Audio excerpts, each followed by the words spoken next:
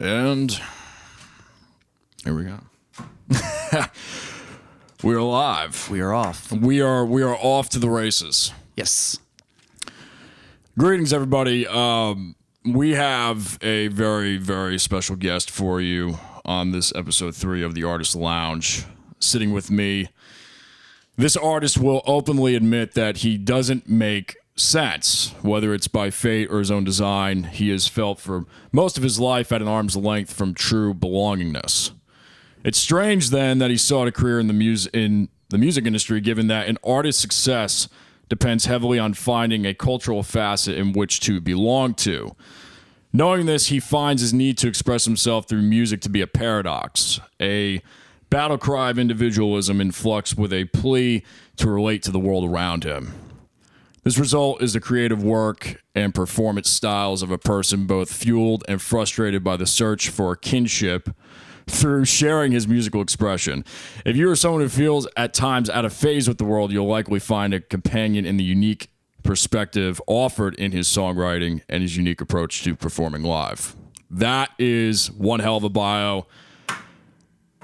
Give a warm welcome wherever you are in cyberspace to my good friend and fellow artist, Mr. Adam Pitts. Hello. That was a wordy bio. I'm sorry I wrote that. Is that not the craziest thing to have to write your own bio? Believe me, You sit there I've been for there, hours.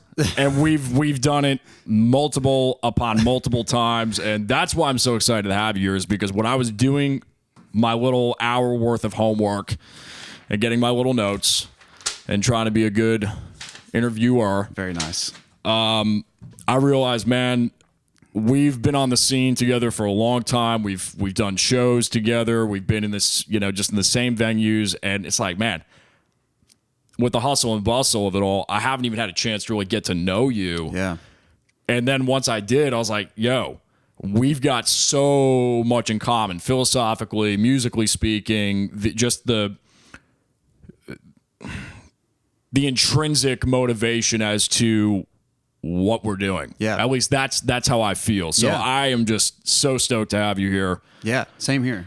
And let's just dive into it. I mean, Sure. tell me about the beginning stages. Let's get into how this started out, the proclivities to music. Where did this originate from for you? Yeah. Well, as a kid, I liked to draw just like immediately. Came out of the womb, grab a crayon, go to town, draw some ninjas. That evolved into Ninja Turtles. Then it evolved to drawing beautiful women. So yeah, a logical leap there, but just always wanted to create and share what I've created. But the music bug didn't really bite me until I was in my teen years. My dad's a musician; he's a really good songwriter, really good singer, and growing up, that was his thing. But I was always around it, and admired that creative force within him because we just are naturally innately creative. So we could relate on that. Like that's our football, like we don't sit down and watch football together. We talk about the Beatles or something. Yeah, it's like this house. Same thing. Oh, really? Okay. Yeah. Oh, yeah, cool. yeah. Yeah. So I mean, he didn't push music on me at all. In fact, I think he wanted me to go a different path and not go down the same path of frustration that he had. So he definitely did not teach me or encourage me. But when I showed an interest in it, the instruments were available. So Right. He had his studio set up. He had multiple guitars, piano, and I just started tinkering around on it. He made me show me a thing or two. I think the first song I learned to play was like Blackbird, and that's a hell of a start. It's a cool song to just start out on. I mean, it uses the guitar in a unique way, and Is that in E standard? yeah.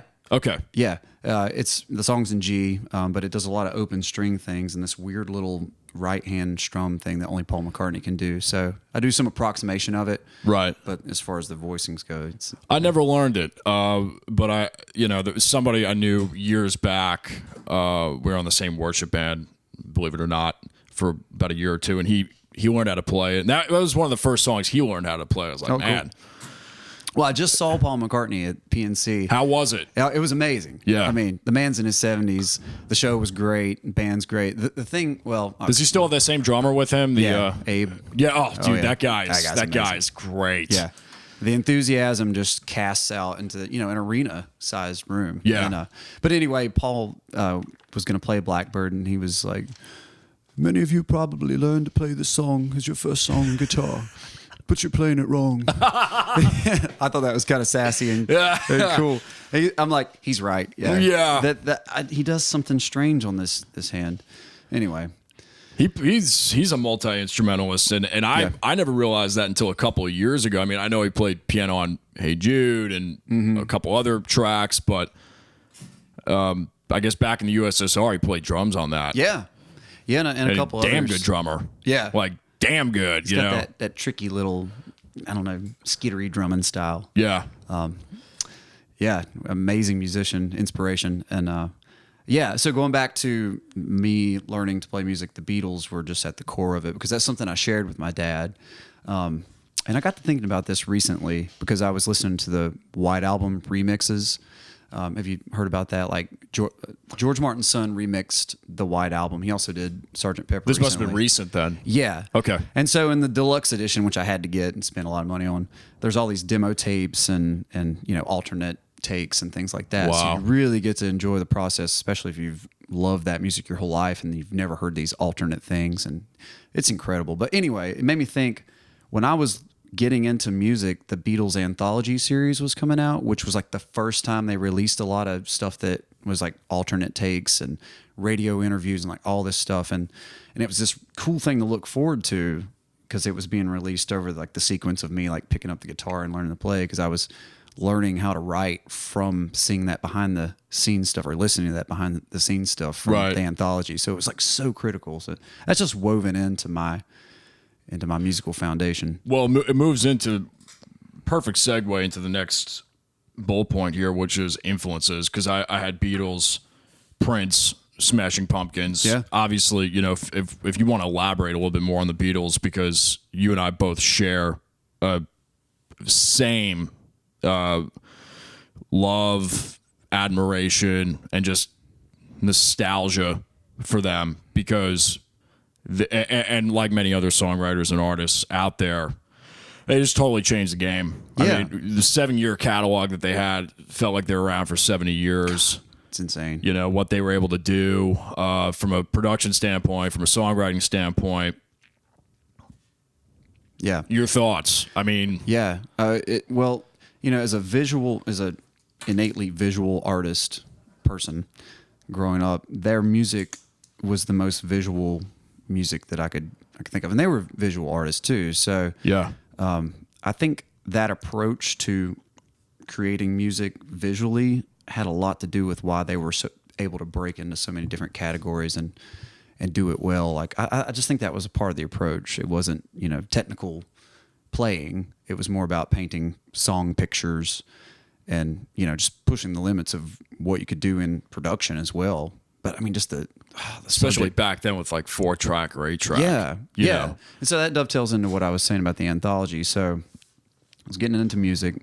My dad gave me a Tascam cassette recorder that had 4 tracks on it, and it's basically like a little mini studio.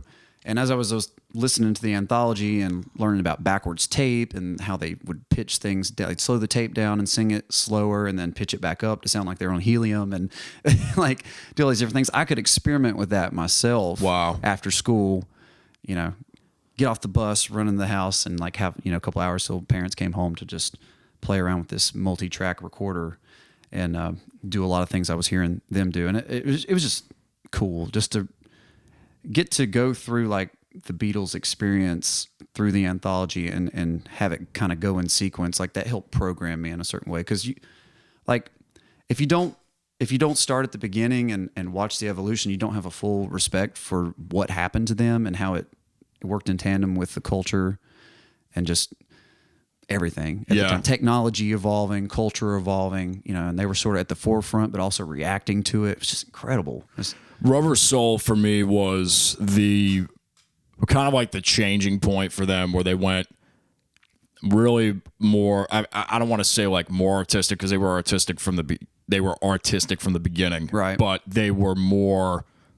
I think they opened up their intuition even more. They were already a name, and they just went. Yeah. Yeah. And when I listened to My Life and Norwegian Wood, like all Right. and I think the track, what's the one with the sitar on it? Do you remember the title name for that? No. We're gonna have to Google that. But Norwegian Wood had a sitar on it, but that's right, it did. Yeah. I think there's another one with in or without you or whatever it is. Yeah. It's one of those like really trippy ones. Yeah. And at first it didn't make any sense, but when I started listening to it, I was like, they were just so ahead of their time. Mm-hmm. They were so ahead of their time, and I think that ushered in really like and all the way out to Abbey Road, there was something happening there that other artists were starting to pick up on, but they were just 5-10 years ahead of the game. Yeah, what they were artistically doing. fearless. Yes. A lot of people would be afraid to upset their established fame, and like they're true artists. Like they needed to explore the extents of what they were capable of. And the amazing thing is they could do it and still be catchy, instead of getting so esoteric. In 2 minutes and 45 seconds. So many of those songs just boom, like all these changes and all this visual imagery and sounds and just breaking through like boundaries of technology all within like these little songs. It's hard to appreciate the full breadth of it unless you play. Yeah. But it's cool that they can be appreciated just like for people with people that don't play. But if you're a musician and you're a songwriter and you're trying to, follow in their footsteps, it's just like, God, and the more I learn, the more I appreciate them. I'll not listen to the Beatles for a while, and then I'll go back and I'm like, Jesus Christ, these guys, like in that short amount of time, just. I had a friend of mine in high school that we used to get into it because he always said the Beatles were overrated. Right. And there's people out there that believe this. Yeah. Diehards. Yeah. And I just don't get it. And they're musicians. Yeah. That's the other thing about it. It's like, dude, you play guitar. Yeah. And you sing. Yeah. And you're saying that. Okay. Yeah. All right. Okay. To each their own. Yeah. I wonder, I don't know. It just depends on what your motivation for loving music, performing music is, and I think sometimes if you're more about not composition for the sake of composition, but like, well, again, the visual picture, I think you can relate to what the Beatles could do from that perspective versus like, well, Harrison's solos are sometimes ham-fisted or, the drumming's not like mind-blowing like Neil Peart or whatever. So right. And so if you like that like very technical thing, then and that's all you see, then that's it's not gonna be as impressive from that take, but I still think it's impressive. Well, the funny thing is like if you take all the influences from those quote unquote Beatle haters and who they're into, it's like 9 times out of 10 whoever they're into was inspired by the Beatles. Exactly. It's like, dude, I don't understand like where this conversation's going, Yeah. So that's cool. Teen years I have up next, and NC State. Yeah. So what's going on at this point? When did you start playing professionally? Was it before 2000 or 1999, 2004, that era? Right. Yeah. So, I had a band in high school, and we learned to play together in a band. We still rolling? Yes, we are. We're good. Yeah. And so that band continued on through my college years, but we didn't start playing professionally full time until I graduated. So 2004. Okay. What was your major, by the way? Graphic communications. Oh, cool. Yeah. So it actually came in handy with the promotion side. Yeah. Who would have known? That having it's a whole different world then too. This is absolutely. Right when YouTube was burgeoning and way before apps, way before smartphones. So even social media, right? Like, dormant, dead. Like I was hesitant to spend time doing that because I felt like I should be applying my energy to writing and performing. Right. But, that started to creep in where it was important to get people to shows through those means. Even in 2004 with MySpace, of course. Right. And whole of the world.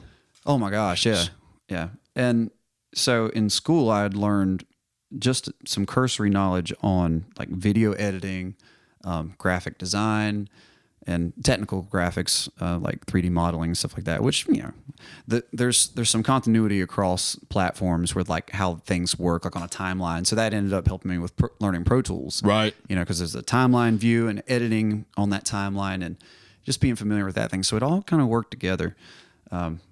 Anyway, so going back to starting to play professionally, the guys that I grew up playing with, we were like, let's do this. Let's take over the world. So I get out, graduate, immediately start playing like 3 to 5 shows a week up and down I-40 from our central base, which was in Hickory. Right. And we were just like doing like barroom shows, mostly getting to play cover songs and throwing in our originals. So just burning at both ends. And that's where it started. The other thing that happened around that time was I had an acting agent, and I kind of just stumbled into this thing. So as soon as I graduated, I landed a gig with a Target commercial. The guy, okay, so cool. I was dating a girl in college. She was doing some modeling, and I got to know the agent by supporting her. And then one day he randomly calls me. He's like, "You have long hair. Like, there's this rock and roll themed commercial. Will you go and audition?" And I was like, "Okay, whatever." So I drive to Charlotte, act like an ass, like total, like just being myself. Like we had to get, because you do auditions and they're high pressure and strange, and I didn't know what to expect. I'd never done that before. So I get in there and they're like, "Okay, just act like you're on stage." And I think they probably played like some Motley Crue or something. And you just had to pretend to sing. And I think we were auditioning with somebody else. Like they were seeing who fit together. And it was all these like long haired dudes from the western part of the state. And like older guys too. I was like 24, 23, Hipster 24. before hipster. Oh, way before. Yeah. I mean, no, I'm talking about like old rock and rollers. Like, okay. Yeah. Like they needed people to look the part. And right. And I'm like, this pretty young dude going into a situation like, "Oh, I'm You here." had the beard though okay. No. So it was much floofier, fuller hair then, and clean shaven.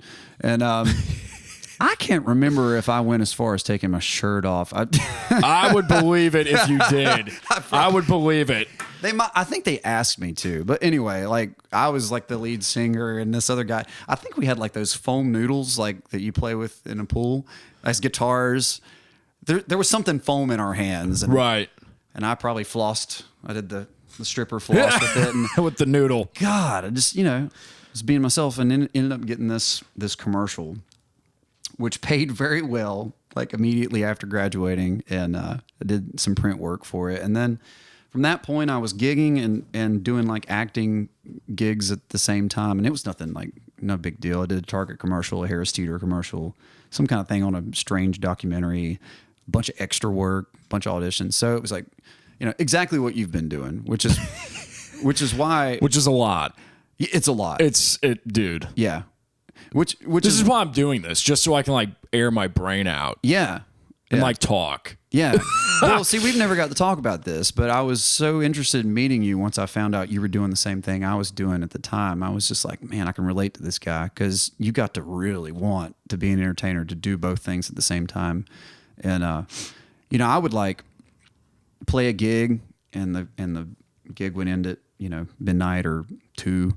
Stay up all night, drive to Virginia to go to some studio and do some kind of work, not sleep, then go to the hotel, sleep an hour, and try to drive somewhere else. I mean, I'm sure you've done stuff like that before. Oh, it's horrific. Yeah. The New York City commutes, Yeah.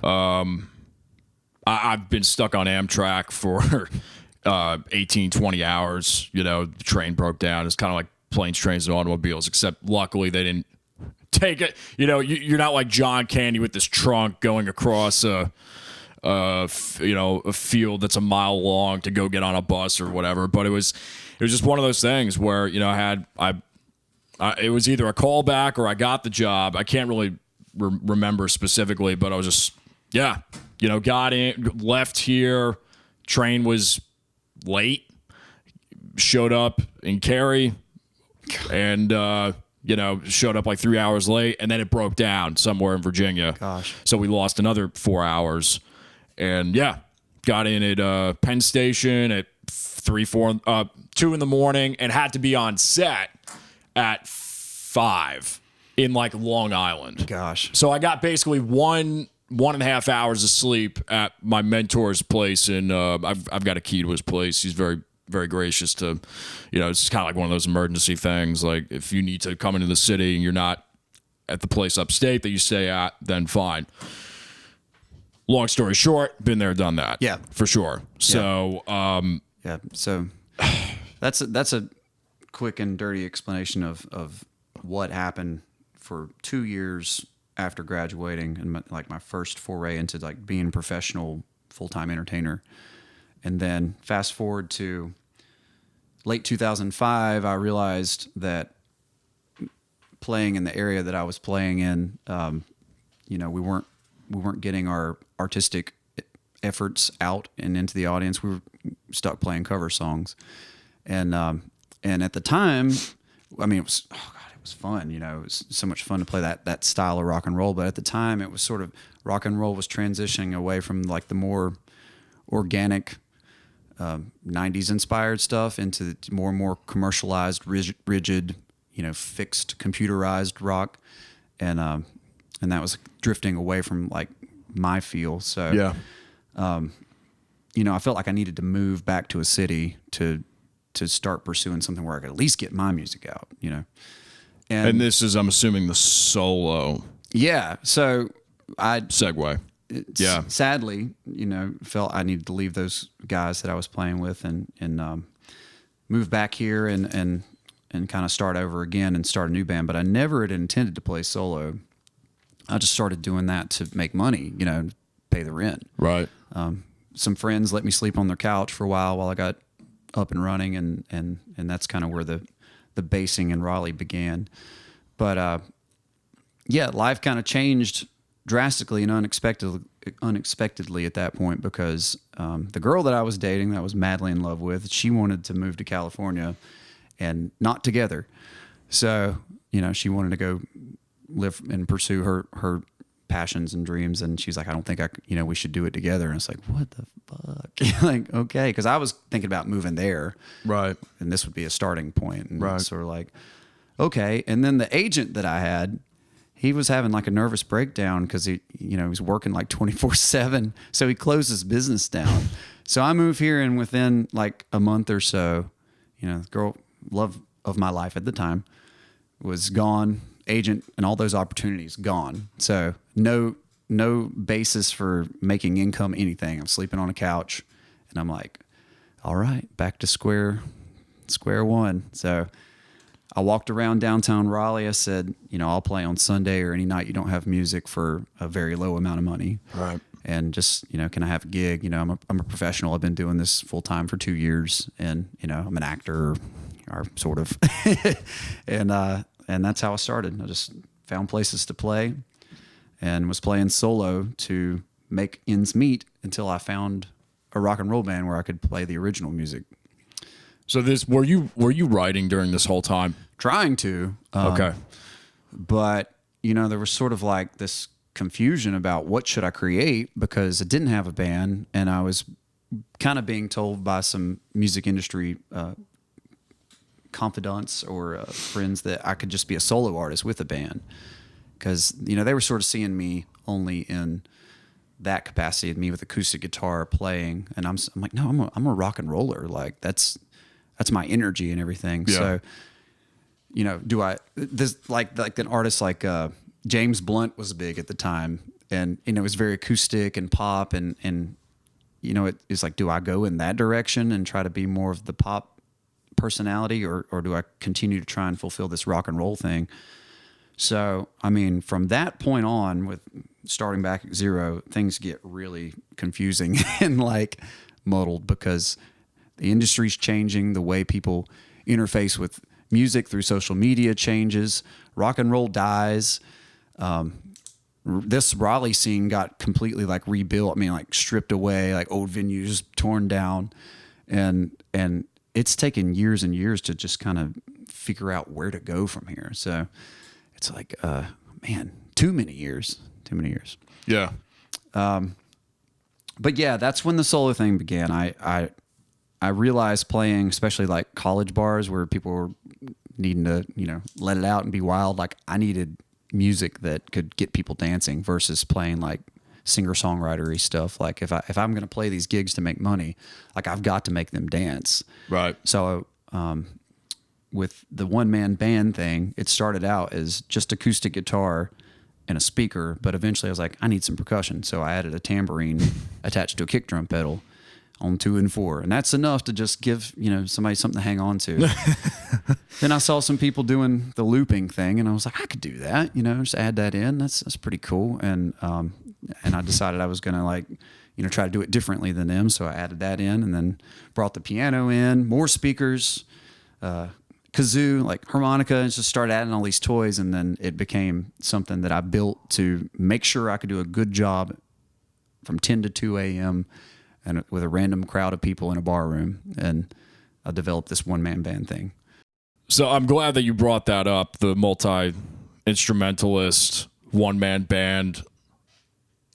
I don't want to say persona, but performance aspect, because I remember seeing you doing that back, for me, that was probably when I was coming out of high school, 2011, 2012, 2013. And that was when I was really diving into the blues and everything. So I was starting to play some of the same venues that you were occupying and probably had been longer than I had been, obviously.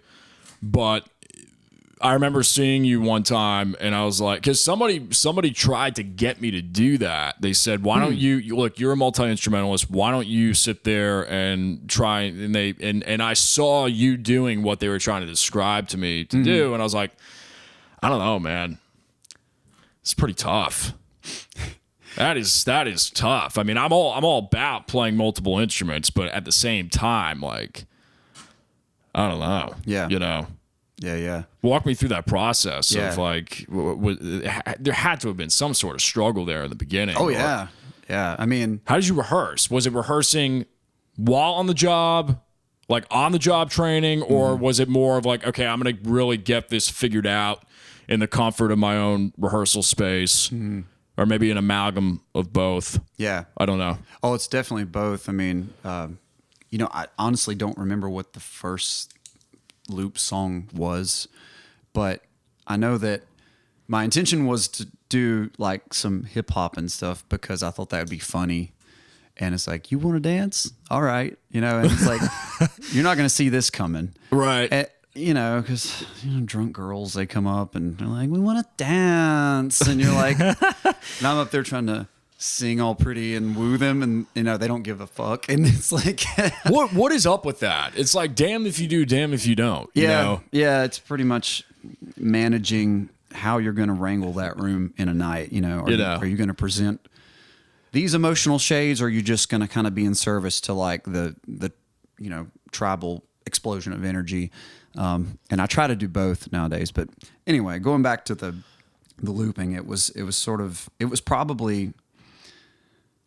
It might have been a Snoop Dogg song or something like that. I just thought it would be funny. And when I started learning how the looping works, there are kind of constraints to what you can do. So and we're talking about pedals? Right. Okay. So, you got to loop a phrase that's the percussion element, like a beat. Right. So when I do it, I hit the body of the guitar to do kick drum, boom, and then I strike the strings. People do it differently. Ed Sheeran does something else. And KT Tunstall, who was really the inspiration for me, the first person I saw do it in a really complex way, I was like, whoa, cool. She had all these layers, vocals and everything, right. Shakers. But anyway, so what I do is I hit the bass, the body of the guitar, boom, cha, boom, cha, boom, cha. You play one bar of that. Then it depends on what the length of the chord progression or whatever it is that goes over it. The length of your percussion phrase depends on what you want to add on top of it. So, if you've got a bass line that goes, 8 bars, you got to boom, da. Well, this is the original way of looping. Right. You couldn't do differing lengths, but I'm trying not to bore people.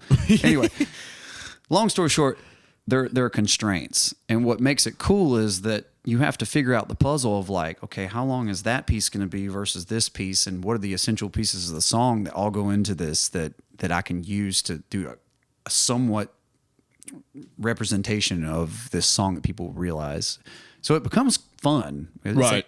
Building a puzzle. And when you start out, you're just doing the basic beat and you're playing over it, or playing a chord progression so you can just do a solo, and you bring that in when you do the solo. But as you want to do more and more complex songs, you have to figure out all these creative ways to like build this thing on the fly and add these different layers. So anyway, that's how it's well, and I've seen it. simplified. I've seen it. You know, I might as well get into Pseudo Cowboys at this point because it's similar. Because you guys are playing multiple instruments. I mean, yeah. Your drummer's got multiple pads on the left side. Mm-hmm. You guys are 4-piece, Yeah. right? Okay. Yeah. Might as well call it 8 or 10-piece with what's going on. Yeah, yeah. But the same. I don't know if it, I don't know if it's if you would call it a signature, but the same train of thought and experience you had with the solo instrumentation, we'll just go with that, is carrying over into the band format, which I think is, I mean, the Police did it, Rush did it, a lot of these like 3-piece bands where, there's a lot going on. Yeah. And they are doing some tracking kind of like on stage with whether it's pedal bass, Sting would do that sometimes. I'd see him do that, or so let's get into that. You know, with the Pseudo Cowboys, because it's similar. Yeah, it's a similar format. Yeah, so I guess I need to explain like the connection point. So let's talk about that with solo coming from solo to getting more into the rock roots, because this is really what your true love is from what I'm hearing. Yeah, exactly. Like, again, never intended to play by myself. When I would see people playing solo back when I was in the band that I grew up playing in, which was called Eros, what most people know, the version of it was called Eros. And, we'd go out and watch our friends play, and there would be solo artists. I'm like, I never, ever want to play solo. Like, that's just too much to like try and wrangle this crowd by yourself. But I ended up having to do it to make ends meet. And then I developed this thing that I became known for, to survive. And I had to come to terms with, why is this working? And why do people prefer this? Because so at the same time, I'm trying to build a band in Raleigh, and every time I'd go out and have a different formation and play a show and get some fans that I had won over by playing solo, they'd go see the band and they'd hate it. And it just crushed me. It just, because it's like, this is what I want to give you. Yeah. And you want me to do Snoop Dogg only. And I mean, they would really tell me in a very, rude and inconsiderate way, like, no, we just want you to rap, and what are you doing? And I'm innately a sensitive person. It's hard to deal with. You and I both. Depends on what mood I'm in, though. Because if you get me in that like 10% mood, it can get bad real quick. Yeah. Because just some personalities are like that, where we're sensitive 95% of the time, and then that other 5-10%. Yeah. It's like doomsday. Don't poke the bear in the zoo. Right. I'm in here doing the bear dance. But I feel you, man. Yeah. And that is I sympathize and empathize. Yeah. So for the sake of the viewers, let me just finish rounding out. How did it come about? Yeah. And I have it written right here. How did it come about? So coming to terms with, why is the one-man band thing so successful? Why do people think it's so neat? And then why, on the other hand, when I show something I create was completely original and I'm playing way more passionately and, giving my all and all this stuff, why is that not connecting? And it took many years to try and be okay with it, but also pivot and go, what can I take from what I know and put it into what I'm trying to create, so it's like relatable. Interesting. And maybe can I bring people from that world? Because I sort of just gave up. Like these people, up with the band? Yeah. How at can the time? take what I know from doing a one-man show that's kind of got this electronic thing that's got a more dance flavor, and bring it into my songwriting in the world. And that didn't really come into the picture until a friend of mine who was in the band for a while, his name is Guillermo, GCGQ, many people know him. He works at Guitar Center. He one day brought a laptop to practice and had a keyboard. He's like, look what I got. And he had Ableton Live. I was going to say Ableton. He's probably running Ableton, yeah. Yeah. And he was like, I can use this to like play some keyboards and, just fill in space and stuff like that. I'm like, cool. I'd never really seen it. I was only familiar with Pro Tools. So I was like, why is this different than Pro Tools? And how does it work? Is it like a DJing thing? Like, I don't get it. And he was like, no, you can you play any instrument from it. You just hook up your keyboard and then you pull up an organ and you pull up a... So it's all MIDI then? Yeah. Okay. I'm like, okay, that's cool. And then we started trying to figure out ways to bring in more use of this extra instrument where he could play that sometimes and then go back to playing bass. And then eventually I had to have my own version of it to really understand it, because you can't look at that thing from afar and be like, well, select this. It's just so vast. So I get my own and get obsessed with it, because I'm like, I can loop with this and I can put drum triggers on the drums and pull these extra sounds in. And then we all can have keyboards, we can just all tap into this computer brain, and then I can cyborg this band and bring in a technological aspect to sort of modernize our rock and roll. And but it's still rock. And that's the thing. See, for me, including the technology, it's it's got to be organic, because rock and roll doesn't sound right straightened out to me. Especially my songs, they've got to flow and be loose. And through many, many mistakes of trying to record that way to the grid and things like that, the songs don't sound right. So I had to learn how to incorporate technology and somehow have that genuine fluid thing that old rock and roll has. And that's how the current sound came to be. It's through the evolution of all those different things. And it seems to be working, and people take note. And it allows us to do things that are, we can play a old school familiar sound, but add these new elements into it, but not be beholden to the click track and backing tracks and stuff like that, because we're playing all the stuff. Do you guys have a click? No. Okay. So even if we're hit a drum loop, get it going, there's no click. So for example, the song New Way to Funk, it's each of us, between me and Dom, switching the different loops. So Dom will trigger the verse loop, and then, when it comes to the bridge, I start it. Man. So it's we're looping and controlling like an orchestral thing versus playing backing tracks and relying on that. So it's all organic-ish. But talk to me about the performance philosophy then, because this is part of it for sure. You know, this is definitely a differentiating factor for you guys, and it was conscious from what we've just talked about the last couple of minutes. There was something missing, and this has seemed to fulfill that, or fill that void with whatever it was, the missing link between why is my fan base not catching on to this? Yeah. It might have been just because they knew you they associated you with that multi-instrumental performance factor, and then it wasn't there. And then when it showed up in the band format, maybe it just made more sense to them. Right. But what makes you tick with the performance aspect? Yeah. For you? Well, I just need an excuse to spaz out. So doing as many things at once to get that colorful, explosive energy out. I've always just been more of a kinetic kind of person than sedentary. Which is interesting, because you are, and I don't want to say subdued, but we had Maverick Rose on last week, and I didn't realize how much of an extrovert he was until it was just him and I. Yeah. Because when we're on stage, everything, all right, I get it. He's doing his whole thing. Yeah. And I was like, yo, dude, I was just trying to keep up with him in the you'll see me just looking at the papers I don't even need this. You know what I mean? But as I think, and correct me if I'm wrong, but you feel a little bit more introverted, like myself. Yeah, I suppose. I think so. I guess I think of myself as I like people, and I like being around people, but for only so long. Yeah.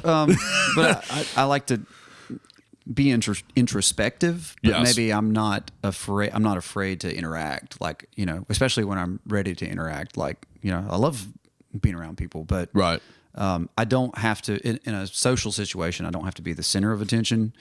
And I don't necessarily have to be a leader when it comes to groups, but sometimes I end up being a leader. By default. Yeah. Yeah. Which is, there is a personality profile for that, and I don't remember what it is, but it's just this weird, contradictory composition of. Did you ever get into Myers-Briggs? Yeah. Yeah. So you know, I know this from right. whatever my results were. It's like, yeah, reluctant leader. Okay. Yeah. That's perfect.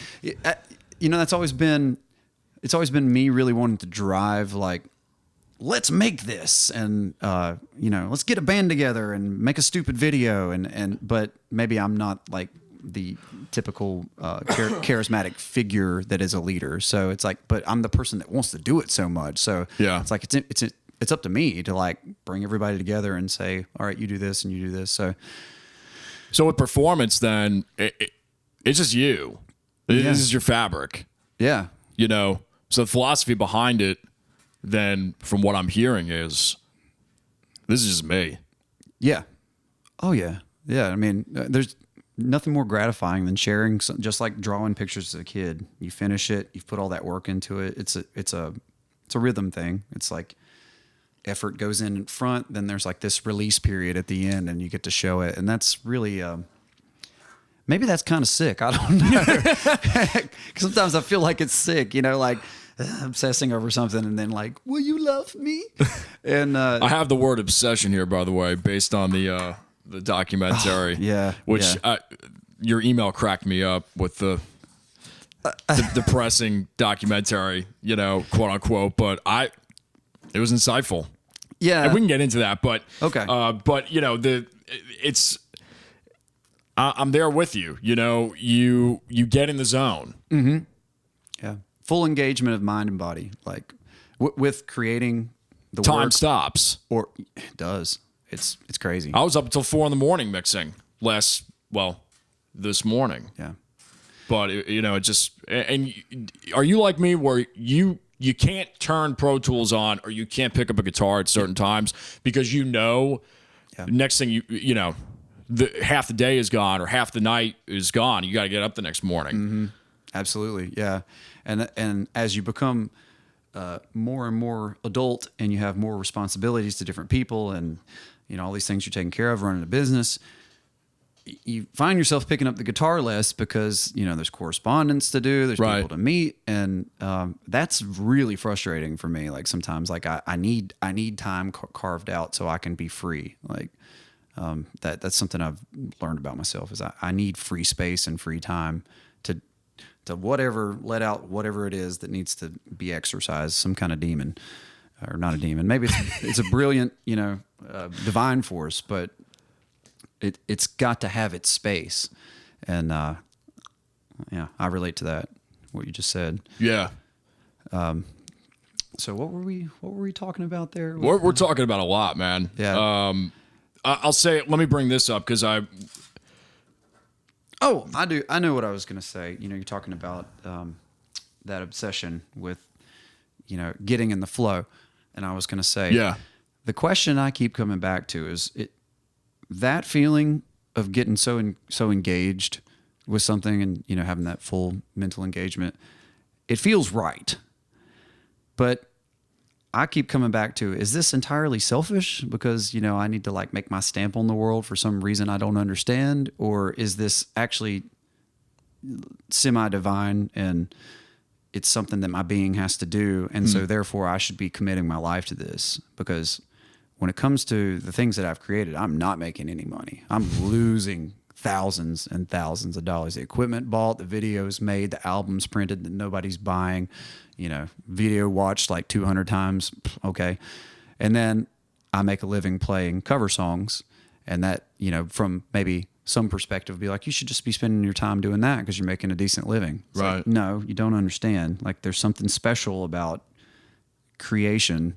I have to do it. I don't know why, but I have to. And then, when it doesn't look good on paper financially, it's like, really, should I be spending my time doing this? So I have that conflict. And I have here a contrast between intrinsic deep thought and extrinsic energy, which is what we've kind of been talking about. But this was just the vibe that I picked up with, seeing the documentary and obviously seeing you live over the years, because I didn't know all this depth was there. I associated you just to lack of experience, but just running into you I didn't know, and I have a very similar depth complex myself, and I was like, man, cool. Yeah. It's the same wavelength of where am I doing this the right way? Yeah. Because there's a lot of people that sell out and they're okay with it. I'm not. Right. You're not, clearly. Yeah. So what is the answer? Persevere. Yeah. That's Do you what agree? I mean, because it's absolutely maddening to try to attach yourself to what is working in the industry at the moment. And from the perspective of somebody that is, I've been doing this for 15 years, quite a few years older than you, I've seen so many things come and go that I felt like, oh, maybe I should change my style because, that's what everybody's paying attention to. And all the, the youth at the moment thinks that's what we coalesce around. It was slicey emo hair at one point in time. And then, beards and banjos came up, and it's like all these different. And Bieber. Yeah. And then the Bieber bomb. And I'm not saying disparaging things about that. It's just like, not. When you're confronted with, well, you're not worth anything anymore because you don't even belong in that category whatsoever. So you just go, be ignored. It's hard. It's very hard. And it's like, do I try and jump on this thing that's happening right now, or try to make or just do like intuitively what? Yeah. And I have to keep coming back to this is, it's important for reasons beyond making somebody else money. It may just be that I'm journaling my thoughts and it has to just be that in the end, but at least I had these creations because my dad, going back to my dad, I mean, he's a songwriter. He doesn't have a publishing deal. The man, he just creates and writes songs about stuff that he really cares about, like the dog dying and right. Incredibly. Just true artists. Yeah. True artists. Yeah. Need to create. They're tortured by it. So you have to service that thing that's in you, that if it's a sickness or if it's, divine, whatever. The tortured artist. Yeah. Yeah. Yeah. Yeah. Well, talk to me about vocals real quick, because it's, for me personally, you're definitely one of the top tenors in this area for me. Wow. Okay. Cool. I'm just throwing that out there. Oh, that makes me feel good. Thank you. I saw some warm-ups and some things that I did in musical theater back in my day on the documentary. There's an art to what we do, but there's also a discipline. Yeah. And you just by seeing you and what you do, you're very disciplined, like myself. Right. And which adds to the torture factor of it, because it's like, it just pulls you. Mm-hmm. But talk to me about the vocals, because that's one thing that really is another differentiating factor for you is great vocals. And a lot of bands just don't, it's just not like, they're just missing that link, and yeah.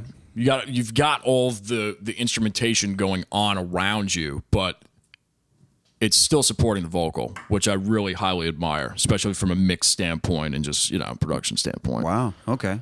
Well, my 2 cents. Wow. Cool. All right. Coming from the guy who's like 10, 15 years younger. Yeah. Then I shouldn't take this opportunity to beat myself up. No, I don't consider myself a naturally gifted singer. But I've just worked at it because I want to do it so badly. Yeah. Maybe there's some raw talent there as far as like my falsetto goes. Because I've always been able to kind of sing in that Prince range without like a lot of effort. Well, I saw you do the Robert Plant thing too. I think it was like Bike Fest or something. I was playing on the other end of downtown Raleigh. Right. You were on the other end. Yeah. And I was like, damn, like, man, they're killing the Zeppelin thing. I don't know what you guys, it might have been Dazed and Confused or like something, but it was just like, yo, like that's crazy. That's one that, you know, his voice is very naturally high, but I can push up to there and it has a certain like. It breaks up. It's got that. Yeah, it's got you got it, man. I mean, it's a touch out of reach for me, but when I go for it and I can get it, it's like, it sounds good because it's impassioned, right? And you do that song last, and then you got your release. And it's like John Lennon with "Twist and Shout." You know, absolutely, they always did it last. Yeah. And that I have, you know, a contradictory voice. It's like I have the falsetto thing that's easy, and then belting, and so it's like delicate versus like just twist and shout, like Jailhouse Rock, Twist and Shout. Like I like singing those songs, or A Whole Lot of Love or something like that. So. Unfortunately, I've been having some trouble recently because I've just been overworking. I'm in the process of buying a house. Oh, congrats! Thank you, man. It's a good week. It's a good week. So that's cool. That's cool. See what happens. But 15 years in an apartment. It's time to have my own rehearsal space. I'm so excited. Well, that's another bullet point I have because I the pod. Yeah. Right. It's great. Yeah. The rehearsal. I mean, right. The videos. You know, it's that is rock and roll, man. It is. Whether it's a pod, whether it's a garage, you know, I'll show you the garage when we're done here. But I mean, I get great drum sounds in there. I love seeing your rehearsal videos. The garage doors in there, and it's like that's where we we work. Yeah, you gotta have a garage. You gotta be tracking something on a rock record in a garage. Yeah. Yep. So it's raw, I get, but this is gonna be a transition for you then. Yeah, so I'll have like a whole kind of basement to kind of work with and actually be able to shoot video and everything like that. Cool. But back to vocals. Yeah. Yeah. So this part of the year, I've been really having a hard time with my voice, and I'm scared to go to a doctor about it because I can't stop working. It's like, sorry, I can't take time off, so I'm trying to like rest when I can, and it's slowly kind of coming back, but. When it comes to exercises and discipline, I try to do something with regularity just to keep the instrument in tune. Mm-hmm. And I keep finding over the years like better and better things to do for my voice and the things that I like to sing, like the falsetto. There's a certain way I need to warm up and not do too much before I go out and play 4 hours. You know, just it's like trumpet. You know, the chops are a thing. Yeah. Like horn players, they blow their lips out, and I dabbled with trumpet for a hot minute. Really? Like, oh, dude, it was bad. Oh, wow. I'm talking like taps, probably the first 3 or 4 notes I could get out, and then that's it. Like, I can't. It doesn't make any sense to me. Yeah. That instrument is just kudos to anybody who plays a horn out there. Yeah, that's amazing. It's like a didgeridoo times exponentially. And the other thing is, like, depending on where your lips are on the mouthpiece, you go up a fifth or you go down like a octave and a half, and it's just weird. Yeah. It's strange. Right. You know, it's a feel thing. Mm-hmm. Maybe like the voice, but it's strange, but you're only contingent on air, not like vibration, because the air is making the vibration through this bronze piece. Yeah. Vocally for you though, who do you owe if you run into, like for me, if I run into issues, I always go back to, Jim Morrison, I guess Elvis, only because a lot of the same ranges for me. Scott Weiland. Oh yeah, those are my guys. Yeah. For you, who do you go to when you just, I don't know, you're just kind of like burnt out, you need inspiration, or just want to get back to where your placement is? Yeah. Oh man. Well, Prince. Oh God. Justin Hawkins, Darkness. He keeps getting better and better over time. I mean, I'm in awe of the Beatles' voices because they weren't. I don't think they did anything with discipline. They just gigged and then they developed this incredible. Yeah, man. And all the timbres and the ability to sing delicately and then just blast. I mean, both McCartney and Lennon could just rip their voices up and then go back to singing like this light, airy stuff. And I just love the range of their voices. Oh, Darling. Oh God, yeah. To me, is the greatest rock and roll vocal of all time. It's nuts. And I would put that toe to toe with anything that Freddie Mercury did, anything that Robert Plant did, Steve Perry, whoever. Yeah, it's a wonderful vocal, and to know the story behind it too. You know, he attempted it several times early in the day, which is interesting. He would come in, and I think that was, I would never try that early. No joke. Yeah, that's like a midnight thing. Yeah, absolutely. Yeah. But he would do it like 1 or 2 times, I think, and it was over the course of a few days, and finally got it. God, yeah, that vocal. That's incredible. But I mean, you know, there's a lot of singers that just I'll be in the mood for. I think Stevie Wonder's incredible. Oh God, man. Yeah. Yeah. So I mean, the riffs of Stevie Wonder, instrumentally speaking and vocally, insane. Which brings me to this, again, another multi-instrumentalist, played drums on Superstition, I believe, and, keys. I don't know if there's harmonic. There's not harmonic on that track, but he plays crazy chromatic harp. Yeah. Let's talk about the studio real quick. Yeah. Recording, Pro Tools, the love of my life, personally. Yeah. We got to talk about it because, a lot of artists out there that aren't production savvy, but nowadays I think it's becoming more of a thing, like more of a necessity. Right. It started with you with cassettes, same thing for me. Okay. Literally. Wow. And then it turned into like a digital 4-track Korg, and then it turned into like Pro Tools in like freshman year of high school. I got started on Pro Tools. So I've been on it over a decade, and it's just amazing. It is. Yeah. So like how did you get into the more production side of it, listening to the Beatles? For me, it's like thinking about how are they getting that sound? Right. Is it similar for you in that respect? How did this start for you? Yeah. Well, like I said, it started on the 4-track and learned a lot of studio tricks and things based on what they did. And just that gives you access to tools for composition, because if you're like, if you're keeping that in mind when you're writing a song, it's like, I could actually like do something backwards here, or, do something weird with the vocals, or just all that stuff. But I didn't get into the digital side until I think I recorded the second EP, which was called I Get Weird. It was my second solo EP.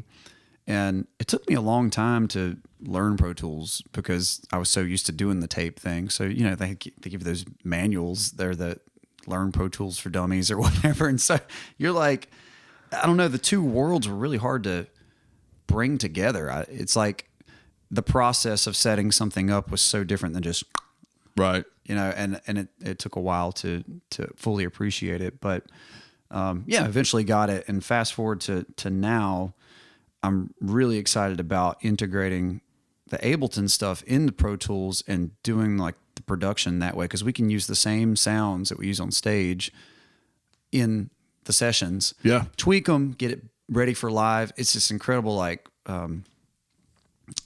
working together of these different realms. And it's even so back cool. back in the day, before Pro Tools, before all these DAWs, Vinnie Paul comes to mind because he was using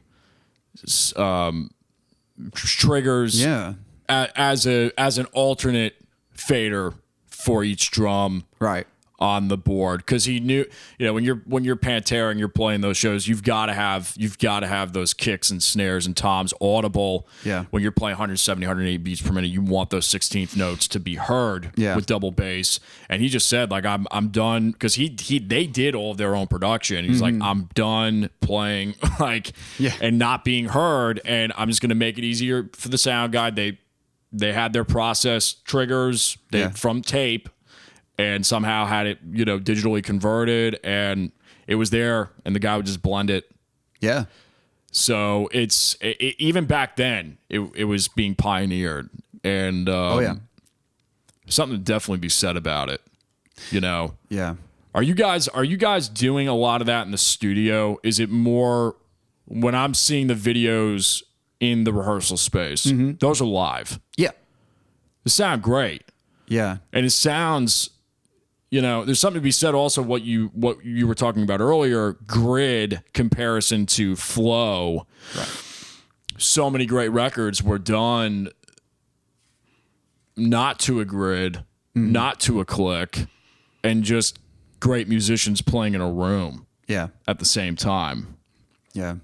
Well, the timeline thing has its benefits when it comes to being efficient and tracking. So, if we track a song, we'll do multiple takes, and the BPM is, relatively locked in. But we're not time aligning drums. Right. And we're not making sure every instrument is exactly right on the dot. Yeah. That just sounds weird to me. It's like kind of abrasive and, it's frigid.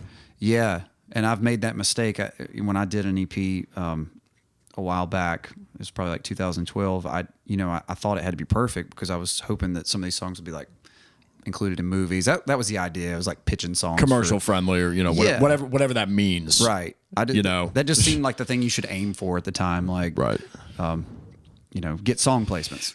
And so I felt like it's got to be perfect. And so I went through just painstaking hours to like bring everything exactly right and the harmonies tuned and all that stuff. And then you listen to it and you're like, what is wrong with this? Like, it sounds bug-like. And my voice doesn't do well with the pitch correction. I don't know why. It just like, it makes it sound kind of wrong and like a bug. Do you have a little bit of a vibrato naturally? Yeah. Because if that's the case, because it's the same thing with me. Because if there's some phrases, like even if you're off a tick or two, it's like, just redo that phrase. Just comp that phrase because it's just not.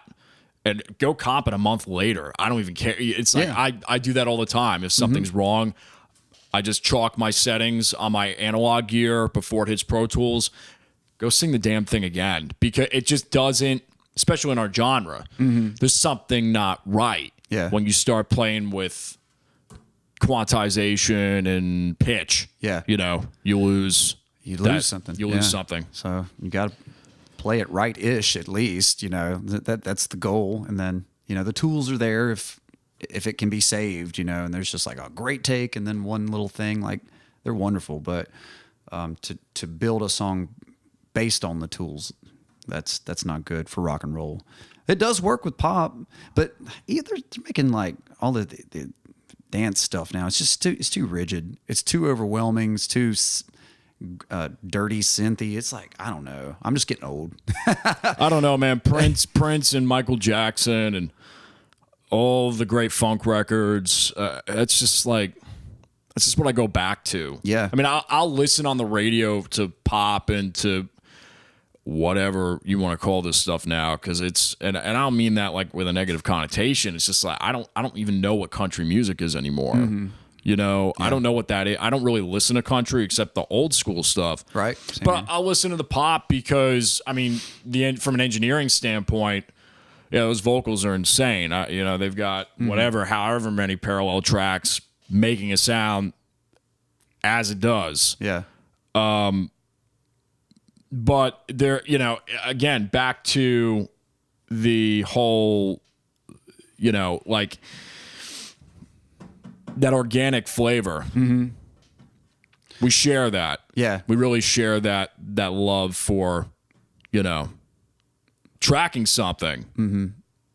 Well, like in the bios for maybe the Pseudo Cowboys or maybe even on my personal bio, I'd talk about Prince and Michael Jackson because they were able to achieve that. I mean, they had the best like musicians in the world. I mean, Quincy and yeah, access to all these incredible things. But like a lot of those songs did have a click-driven element to it, and then there's people playing on top of it, and it just gives it enough of a swagger that it doesn't sound locked in. So there is digital in some of, especially like stuff on Beat It. I think has and a lot of Prince's stuff. He's like Bad, the album Bad. Has a lot of like programs. That sounds like 808 or something. Something going on there. But if you listen to it with headphones, you hear that, and then you hear the band. And I got kind of a canned way of describing what I want. Like if you listen to Sgt. Pepper and and you listen to all that orchestration and all that cool studio stuff, you still hear a rock band at the center of it. And I would like for the Pseudo Cowboys to have that too. Like you're always going to hear a band driving it, even if there are other things kind of flying around that are digital. If it can have that looseness, but also all that flavor, that's what I'm hoping for. Well, talk to me real quick about the cover at Lincoln Theater with She's So Heavy. Yeah. I Want You, She's So Heavy. And cool video, all with the dance component. Mm-hmm. And a lot of people don't know this, but I actually did ballet for 8 years. Whoa. Way back. Cool. Yeah, for theater and everything. So yeah. I got a real artistic trip out of seeing that, because I love how she's laying on his back in the beginning. It's like, dude, some people might go, oh, it's cheesy or whatever. It's like, but it's such a perfect illustration for what the song lyric is. Yeah.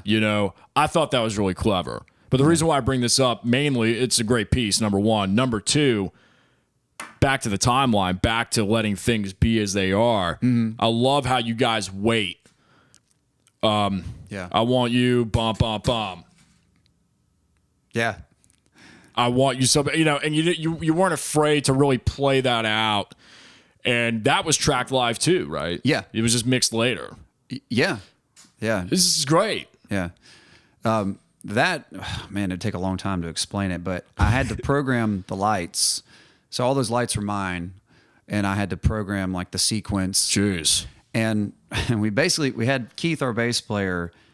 We were playing to a click on that, but things weren't time aligned. But the click had to be in time with the lights, so we all had in-ears. And because the song flexes and changes tempos and such, we had to like have different sections for each piece, different tempos, and then be able to flex in those pause periods. So it was pretty complicated.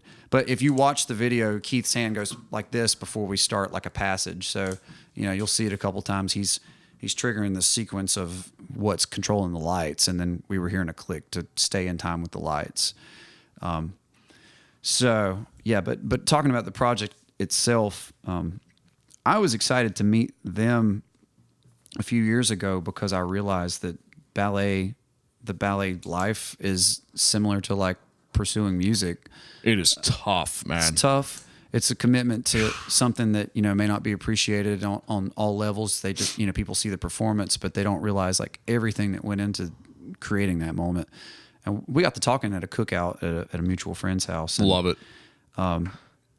Just hit it off because it was like, wow, really? You feel these same things I do, and you feel like, your art is compromised by the time, the time period. Because they were talking about like a lot of ballets are being shortened because people don't have the patience for the full thing, and so you're trying to figure out how to fit into, where you're at, and there's kind of a limit to what you can do because your body gives up at a certain point, and then you have to change gears or decide to have kids and keep going, like all these things. So, really hit it off, and somebody floated the idea like, you guys should do a video together, and I was like, yeah, whatever. But then I started going to watch the ballet after I met these people, and it just kind of hit me when I was watching.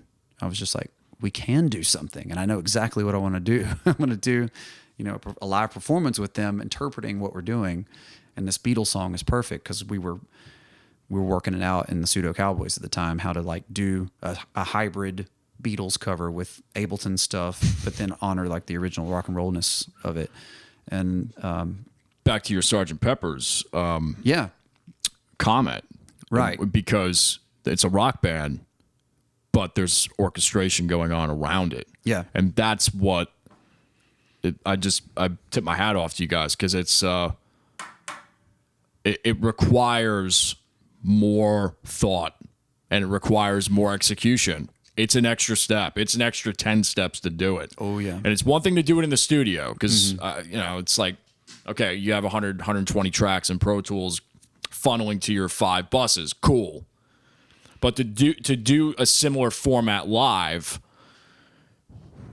it takes some rehearsal time, man. It takes for sure commitment to that philosophy of like, we got to keep it organic and rock and roll, but also modernize this to a degree so that, I kind of thought around the time that we started incorporating the Ableton stuff, like I saw maybe Foster the People or something on SNL, and they were playing some part on an iPad, and I was like, what the hell?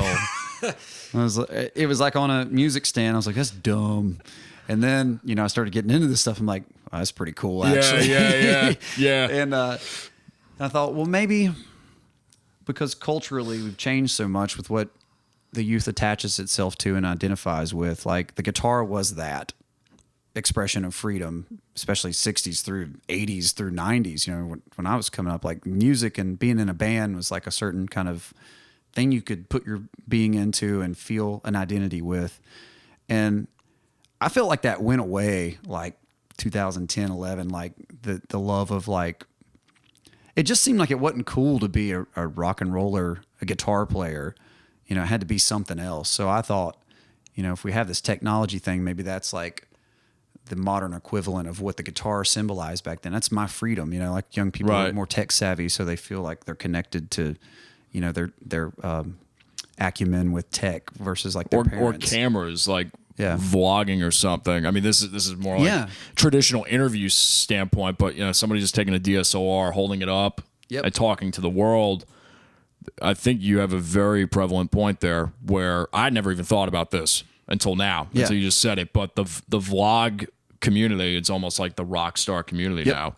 Yep, absolutely. These Instagram stars or these, whoever. Twitter phenomenons. Absolutely. It's interesting. Yeah, there are YouTubers that are the modern day rock stars. Like, they're influencing people on a daily basis, and that's the interesting thing about now is you can actually reach people daily, which brings to mind how do you do music and use that sort of approach, but not beat people over the head with it. Right, and it's got this.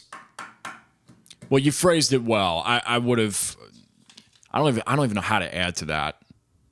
Because I guess for me, not beat him over the head. And also, I don't know if the word exploit is appropriate, but you want to create, but then you have to like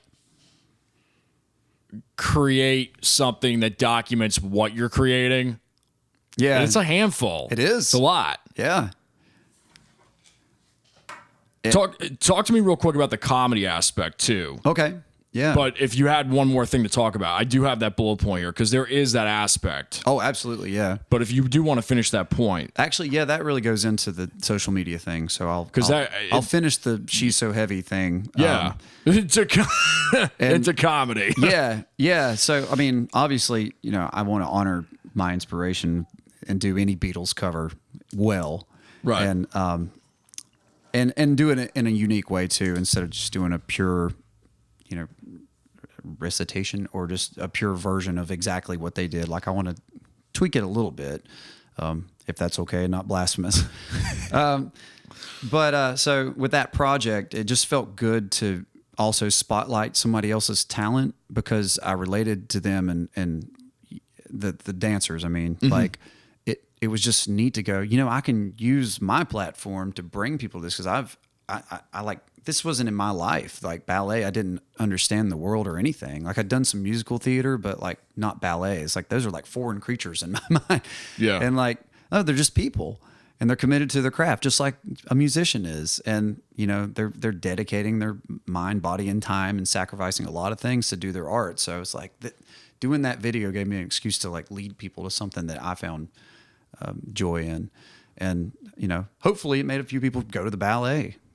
Because the ballet survives on donations, like it's not ticket sales. It's like you have to support your art community, and so I just try to draw attention to that, and hope to work with them again coming up pretty soon. So I'm really excited about that. We'll talk about collaborations.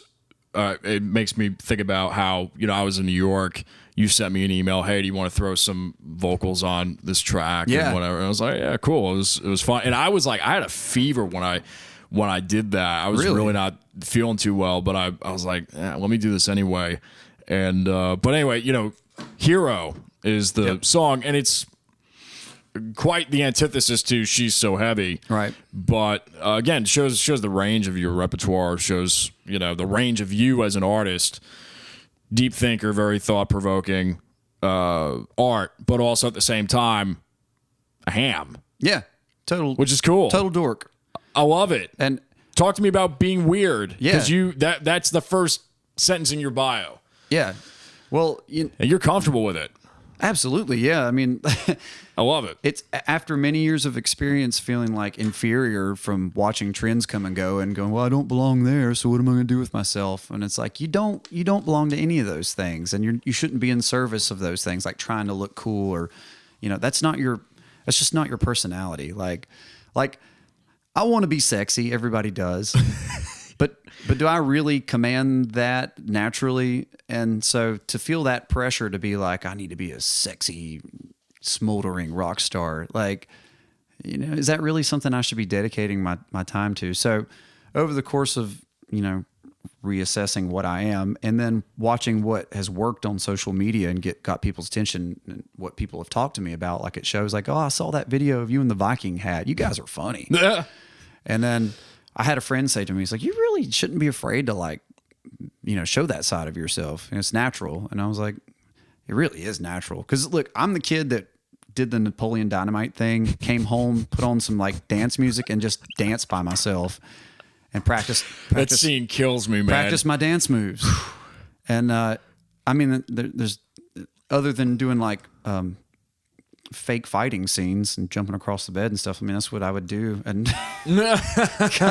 so I'm like, I should just be myself. Like I get more pleasure out of just letting that part of my being express itself than trying to worry about making what I am fit into something. And that's a nightmare for a label to hear or a management company to hear. But well, it's funny hearing somebody who's, been doing this probably 10, 15 years more than me say that it's like you're still trying to make sure that you are being your authentic self. Mm-hmm. And that's one thing that I've been working on my entire career as an artist as well, is like, who am I? Right. Like, what is my identity in this? I'm encouraged that and I'm happy for you that you found that part of your voice, or you're not holding back. Mm-hmm. That's part of what your performance is now, either studio wise, video wise, or on stage. Yeah. And even in the songwriting, because the lyrics are hilarious, unconscionably handsome. Yeah. Who said Adam Pitts says that? Who says that? I love it. Yeah. I mean, I don't want to pretend and be liked for something I'm pretending to be. And that's something that's maddening about the cover thing is, people love you for something that you're not. And, you got to do it to survive in those situations. But yeah, it's kind of hard. So I've just thrown my hands up and said, screw it. Like, I'm going to be that kid that dances after he gets off the bus, drinks too much high C punch and goes nuts. And like, if I have an idea like that I'm entertained by, like I was driving down the road when I thought of that and I started just building the picture in my mind and just laughing to myself. I actually have a voice recording of me singing the first, like the scream and then I'm like, it was like freaking Heart. Yeah, that track reminded me of like so like I don't want to say Barracuda, but it was like it just had that. It was like, dude, you're like hitting voices that the lead vocalist from Heart hits, right? Like, dude, yeah. So you hear on the voice recording, I'm like, I do it, and then I pause for a second. I'm like, right, and then like I sing the first line. I'm like, you could see it coming together. It's like I had more fun making that project than almost anything I've created. Like, it was 2 days of hard work filming, but we laughed so hard for knuckleheads, like throwing ideas out. And of course we had a structure, but Dom brought like a log to roll on, juggle with, the part where he's going across the lava. It's like Dom just decided to bring this thing, like a tube he painted as a log. And then we had some fruit as snacks, and he's like, "Oh, let me do this juggling thing," and we put him on lava. That was green screen. Yeah, right. Like majority of it. Oh yeah. What was that in Premiere or? Yeah. Okay, cool. What is it? Or whatever, Final Cut Pro. After Effects and I Premiere. gotcha. And so I did not do the editing on that one, whereas I've done the editing on almost everything else. But Okay. Van Dwiggins, who shot the documentary, Yeah. And we'll have links to all these in the description box, but so people know and they can go check it out. We sat together and just edited the heck out of that thing. It was a long process. I bet.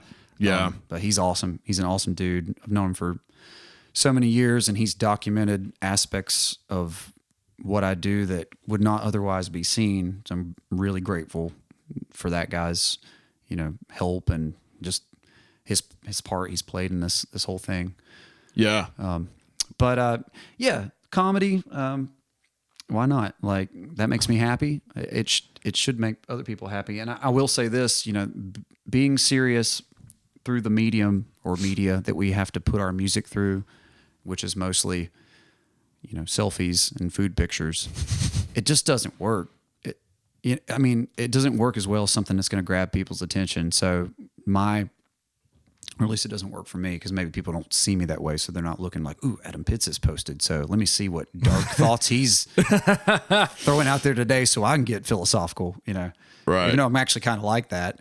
But but in the in the stream of the feed, something has to just jump out and grab somebody. Millisecond. Yeah. So I thought that ridiculous imagery of like us with the Viking hats scrolling across was gonna, be a good opening for a video. And then if somebody watched, they're gonna get hooked because this stupid thing's happening in succession. It's like shock value. Yeah. Almost, And that's natural to me, and it makes me happy. So that's, I'm making room for that in my life, and Awesome. That is so much better than going, well, I'm going to spend 6 months in the basement trying to make my magnum opus, and then sell it on a CD and nobody listens to it. It's like, at least I can put this thing out, and like it's grabbing more eyes and ears than recorded stuff. So I've turned my focus to doing these things.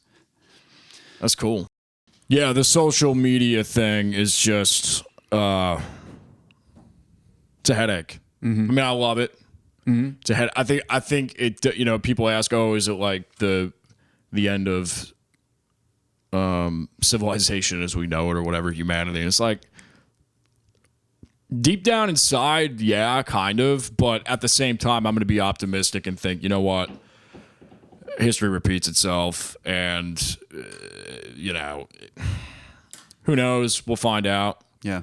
But grabbing people's attention from a marketing standpoint, there's no better way around it. We're as artists in this day and age, we're it's a catch-22. Right. So you and I both are having the same realization that is, you have to play the game of social media to just make if you want your art to be recognized or just be seen. That's where the attention is. Yeah. Grabbing attention. Yeah.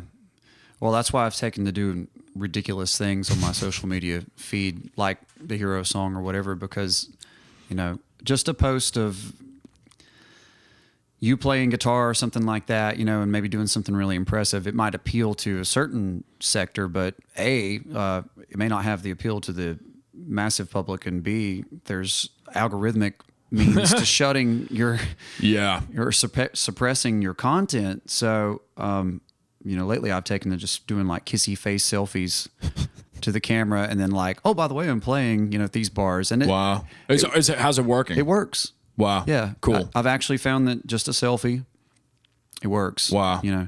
And that's a shame when you're a creator, because you've got like this whole other aspect of your being that you're trying to share. You're trying to get it to those people that are your followers or fans, but it doesn't work in that forum or format or medium or whatever. So I'm trying to find creative ways to like break around that thing. And that's part of the reason I've taken to putting time into the comedy stuff, because that does get people's attention. The She's So Heavy project, I mean, this is just an example of how frustrating it is. we put a lot of work into that, and the dancers put a lot of work into choreographing the thing. I mean, it was like the culmination of so many elements all coming together. What was the timeline on that? How many hours or days or God, weeks? I don't know. I mean, I know they probably put, 13 hours into choreographing the thing. Yeah. And then the day of, was several hours shoot, but we did it quick. We did several takes and then had all the angles that we needed. But anyway, so a lot of work goes into that. I finally released the thing. I have a big party planned for it, all these different things. I post the teaser. Facebook shuts it down, says the content's too risque. I wrote them back. I said, these are ballet dancers, not strippers. Wait, dude. Yeah. So, and it was a picture of her doing that jumps. I mean, an image, like a repeating boomerang kind of thing of her doing that jump spin. And so I guess because, the little thing came up and her legs were showing, but as they do with any dancer, they said, yeah, it shows too much skin. So I wrote them back and something kind of, snarky. Right. And then they're like, oh, our bad. That's the first time I've ever gotten any response from them. Wow. When something got shut down. Then I post the full video. It's like, it's released. We actually released it on our Patreon first so that our patrons could, have early access. And then right. put it on Facebook, whatever period of time later. And I couldn't boost it because they said that there was either language in it that was offensive or something in the video that might be offensive to some viewers. And I had no way of writing them back and no way of contesting it. It was just shut down. And I was so pissed because it was like this great thing you want to share. Yeah, and you're just getting shut down Nothing. Yeah. And wow. I was insane after that because I was like, I mean, that was the final point where, like I've talked about when I was a kid, like drew the picture, let's present. And it's like somebody set it on fire and like, no, you shut can't down present. by Big Brother. Yeah. Jeez.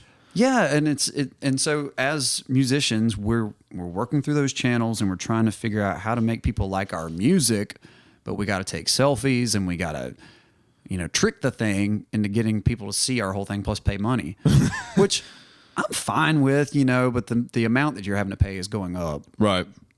And there's no telling in some regard because of all the algorithms and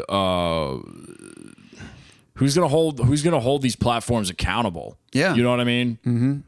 Can't even hold the government accountable for things. Right. And the government's gonna hold them account. You know what I mean? Yeah.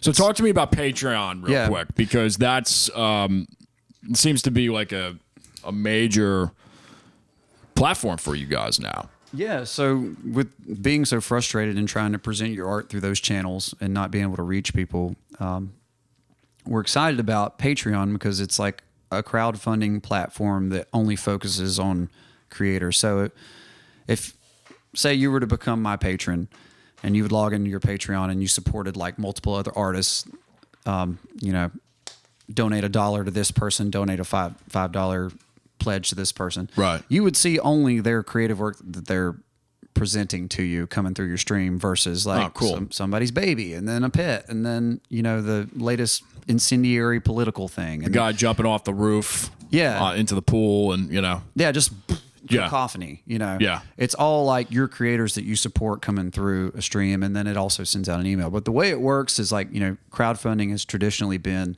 like per one big campaign, one big project. You ask people to pledge money and then they get rewards. This is more like a fan club where you get the rewards, but it's a continual support. So ours is set up to be per project. So like if I was a patron of Jason Damico, I'd say, I'll give you $5 every time you make a music video and then you show me behind the scenes stuff. Oh, that's cool. And or, other like rewards, like we send out a t-shirt. Oh, I got you a t-shirt, by the way. Oh, cool, man. Yeah. So like on our $25 tier, if they sign up, they get, this t-shirt. Oh, dude, that's sweet. That's the Hero Song I love it. t-shirt. That's awesome, man. I got a couple sizes for you, but oh, thanks. yeah, you're welcome. And so, we're trying to have a different kind of relationship with the people that are true fans because it's just impossible through Instagram, Twitter, everything else. It's just impossible to share what you really want to share. Right. And there's just so much more going on to you than, selfies and so much more going on, than. Hey, as we're talking, you're getting buzzed. You know, it never ends. Yeah. I don't know if they can hear that with the dynamic mics, but yeah. Yeah. So, I think this is it's a dream that it would become something that really was sustainable. But at this point in time, I would just like to get enough fan support so we can make these music videos and maybe break even. Right. I don't see, it being like our income. Although some people have totally turned it into that. Like they get monthly support instead of a per project support. So they're paying their mortgages with this thing. I don't see that happening with us. But if we could, do projects and break even, because music videos, let's face it, costs thousands of dollars. Even if you're doing it DIY style, I got to hire the camera crew, I got to rent the venue, I got to feed people. Pay talent, dancers, and things like that, promote it. So, you're talking about thousands of dollars that I earned playing Baby Got Back 50 times until I have enough money to, do this project that I want to do. And then I get it made, and then I put it on Facebook, and they suppress it for being too risque or having some words in it that got misinterpreted. So incredible. Wow. That would be an incredible new foray for me if that could become something. Yeah. Well, we'll definitely have that link below in the description box, as well as you guys have so much content on the YouTube channel. I thought Gangsta was that was great, and a couple others. That just band is phenomenal. You're phenomenal. Just so much talent. So much talent. Well, thanks. You're welcome, man. Thank you. You're welcome. Let's I got one more. I got two things here really quick, and then we'll do the shootout and wrap up. Okay. Just for a minute or two. You said something interesting in the documentary about fighting the system and, running like when you were a kid. I guess the analogy of running with your head down and not even knowing where you were going, but to try and build more speed. And I can reciprocate with that, and I that resonates with me because it's kind of, I don't want to say like a type A personality, but just alpha male. Like, what you want, you're passionate, you're gonna go get it. Right. But at the same time, you have kind of this universal truth that is there where you just have to go with the flow. And there's this patience aspect, and it is just the most annoying thing. Yeah. But it is the essence of being alive. And there's just certain things you don't have control over. Yeah. So just for a minute or two, your thoughts on that. Yeah. Or if you could elaborate a little bit more. Yeah. Well, I've learned what is it? Brute over, work harder, work smarter. Work smarter, not harder. I mean, yeah, that's been my whole life since, college. Yeah. Yeah. You can't do it with only 24 strength hours sometimes. And if you could sublimate your passion in other ways and use that to do more of the right things, then that's the way to go, instead of just like with me playing more gigs than I should as hard as I can to try and just win over those audiences.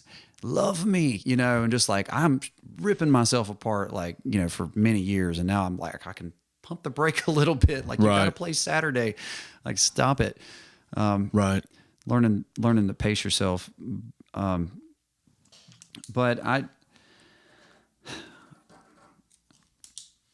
I'm definitely just more at peace with who I am and where it ends up.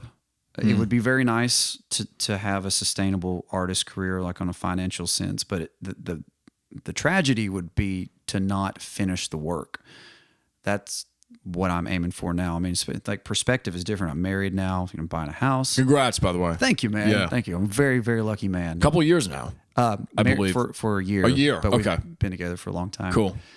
But your perspective changes, and that doesn't mean that I'm wanting to like abandon the project. It's just you kind of get smarter about like how you're approaching this thing. Like I cannot rip myself up every night for people who would rather see the game going on behind me. Like I've got to figure out what I'm doing and why I'm doing it. And so as you get older, you have time to fail and keep running into that wall with your head down, and then you finally have to go, okay, that's really not working. Like what am I going to do here? And it's just taking time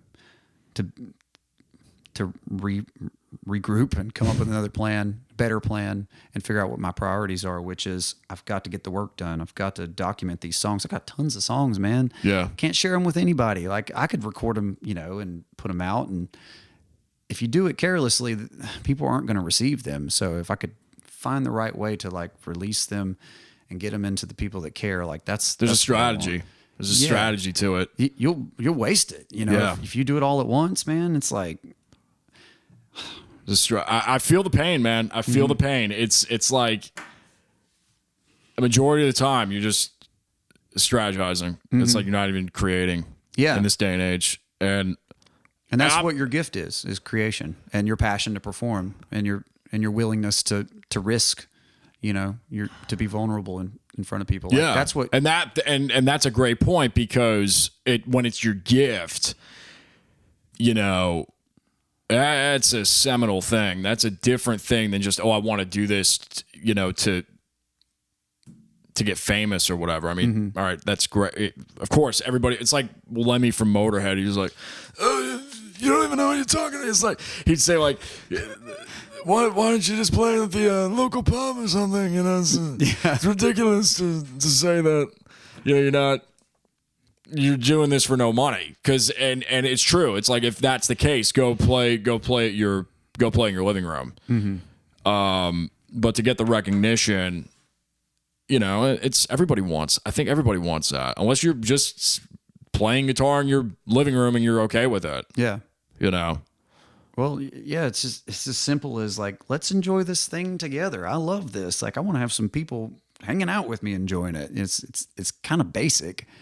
I'm not trying to take over the world anymore and be like a philosopher king or John Lennon or, an icon or anything. It's like, it's important that if I don't make the right decisions right now, I'm not going to get my catalog recorded and presented for anybody to enjoy. So if I keep, only worrying about my likes, then I'm wasting a whole bunch of time. Like I need to work on these projects. And energy and emotion. Yeah. It's so volatile. It's like one thing can work one week, and then if it doesn't, then you're like crushed. I mean, I can't depend on. I just see that as like a crazy like game that doesn't make sense. That's rigged anyway. And unfortunately, like we were saying before, we have to push our stuff through there because it does work. People are there. They're watching social media, interacting with it every day. So you've got to participate. But it cannot be the only thing. Like if you're not careful, you won't finish your work if that's all you're worried about. So people get on me about like, well, you need to just do something every day, and I'm like, I would rather like think of these big projects that not anybody can accomplish and make them happen. And maybe they don't get seen by people or whatever, but like I'm actually at peace with myself because I made something that was unique to me, and it's not just something any everyday person can do. Yeah. Maybe that makes it not relatable. I don't know, but that's what my being needs. Like I've got to push the limits of my creative ability, and fortunately, even all these years later, they keep growing. The abilities keep growing, and it's like, well, I gotta know what I can do. Like I see this vision, it must be done. Right. At all costs. Well, one last major question here, and then we'll go into the shootout. What does Adam Pitts want right now? Yeah. Exactly what I said. I want to share and play these fun things that I come up with people. Yeah. Like, and it not be so damn difficult. Just, like, I want it to be that simple. I want to, if I book a show in a place out of town, like people to show up doesn't have to be full. It just needs to work, Right. It doesn't need to be this huge losing venture. But if people could just all be dorks with me, like that's what I'm going for. Like, and I think my one man band show to an extent, it goes for that. Like I put out more of like a, let's have childish kind of fun versus like sleazy, skeezy.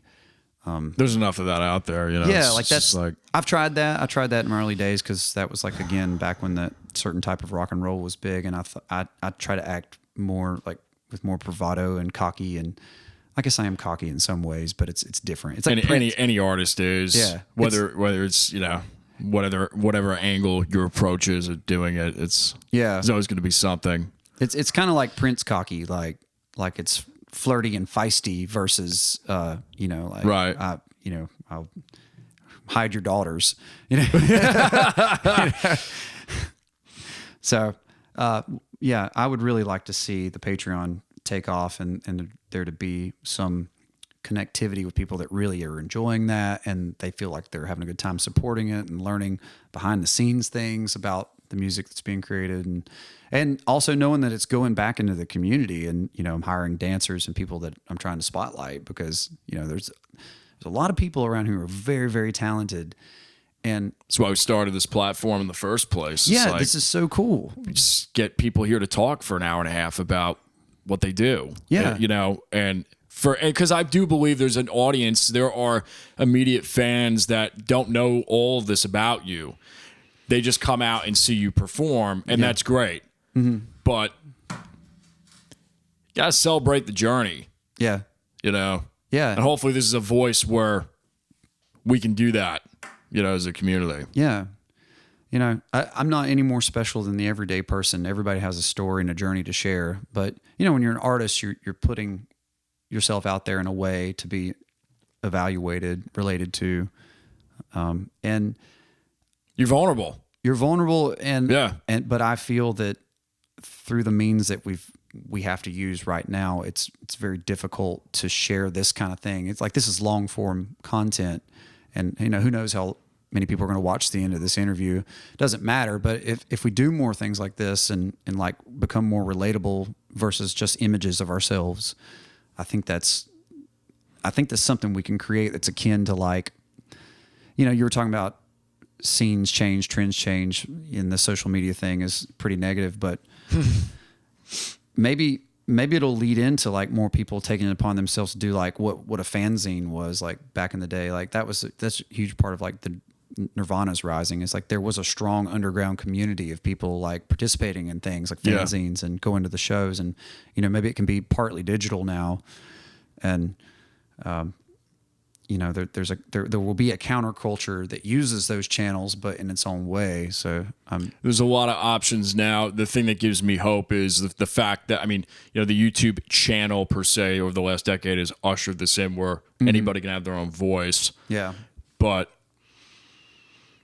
something like Patreon, I haven't really dabbled in that platform, but obviously you have a new patron here, so we'll get that, you know, hooked up here in a little bit. But you know, this is just where we are. Mm-hmm.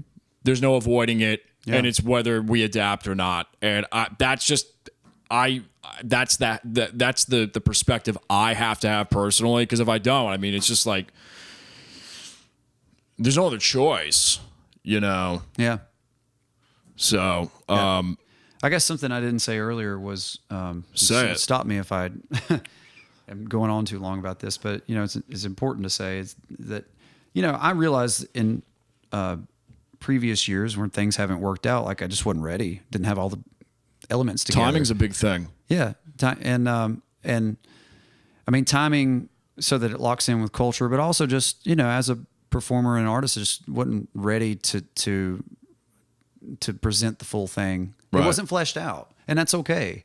And I hope that, you know, if any young person watching this is endeavoring to do music for a living, they should know it's okay that it takes time to like figure yourself out, because it's so complicated. You know, we're not competing. It never ends. Yeah, there's always you know, you have to keep up. Yeah, and you're not competing with just your local scene. You're competing with Led Zeppelin and Smashing Pumpkins and all the greats now, because, you know, people can turn that on and it's going to be fucking awesome. You know, It's like they don't have to listen to their local artists, but if you could make it more human where people can relate to like, I have this passion just like you have a passion for something in your life, and we're sacrificing every day to do it. And, you know, if we talk to each other and relate, then maybe it's worth your time to invest in a local artist, because, you know, it's all humanity. So there's so many great memories I have of just local artists, bands, you know,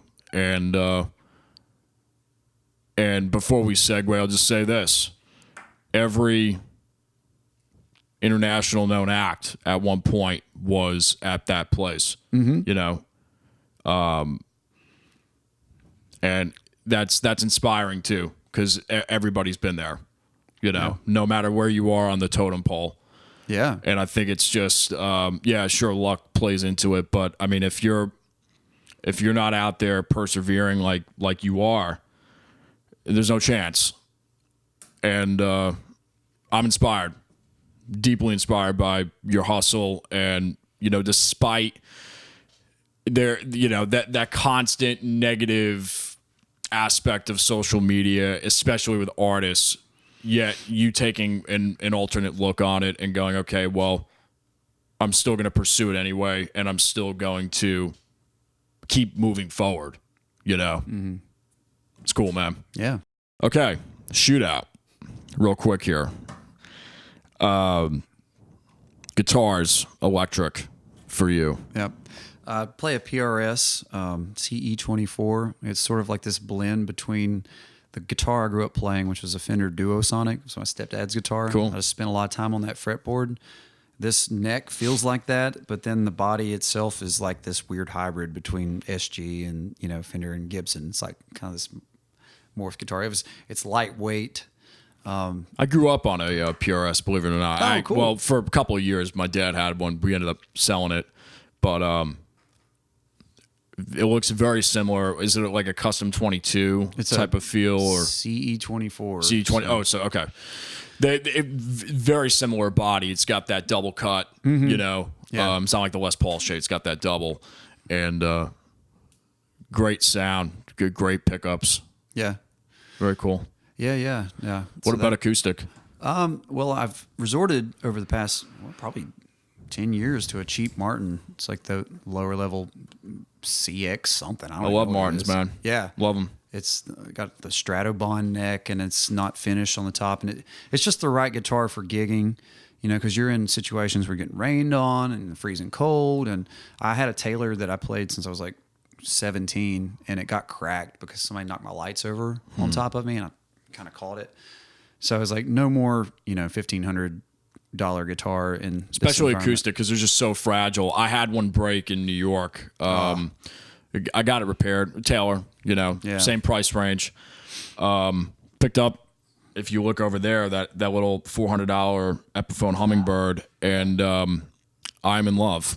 Yeah, man. It is so easy to play. Can do whatever the heck I want on it, and it's got a nice sound. So yeah, I feel you. Yeah, when it comes to one-man band stuff, I need an EQ that's, well, I mean, I guess I could do it with other means, but I like the sliders on the EQ because I can on the fly like boost the bass and cut the treble out and, you know, get the right like bass sound or, you know, drum sound. So I have like kind of different settings that I do while I'm laying loops down, and I can look down and do it versus like some newer guitars just have like a tone knob and a volume knob. It's like I got to have a little more control there. Right. So yeah, that's why I picked the Martin as well. But it's worked out pretty good. I like a wider neck. I don't have super long fingers, but it just feels like like I've said, I'm more of a kinetic person, so I like to like play. You know, like I want to move a little more than just like delicately. Like I want it to be like sweeping, and so a wider neck makes you feel like you're like wah, wah, and then you're like nah, and then you're like meedly, meedly, meedly. Yeah. I'll stop. Well, you're mouthing amp sound, so why don't we go to amps real quick?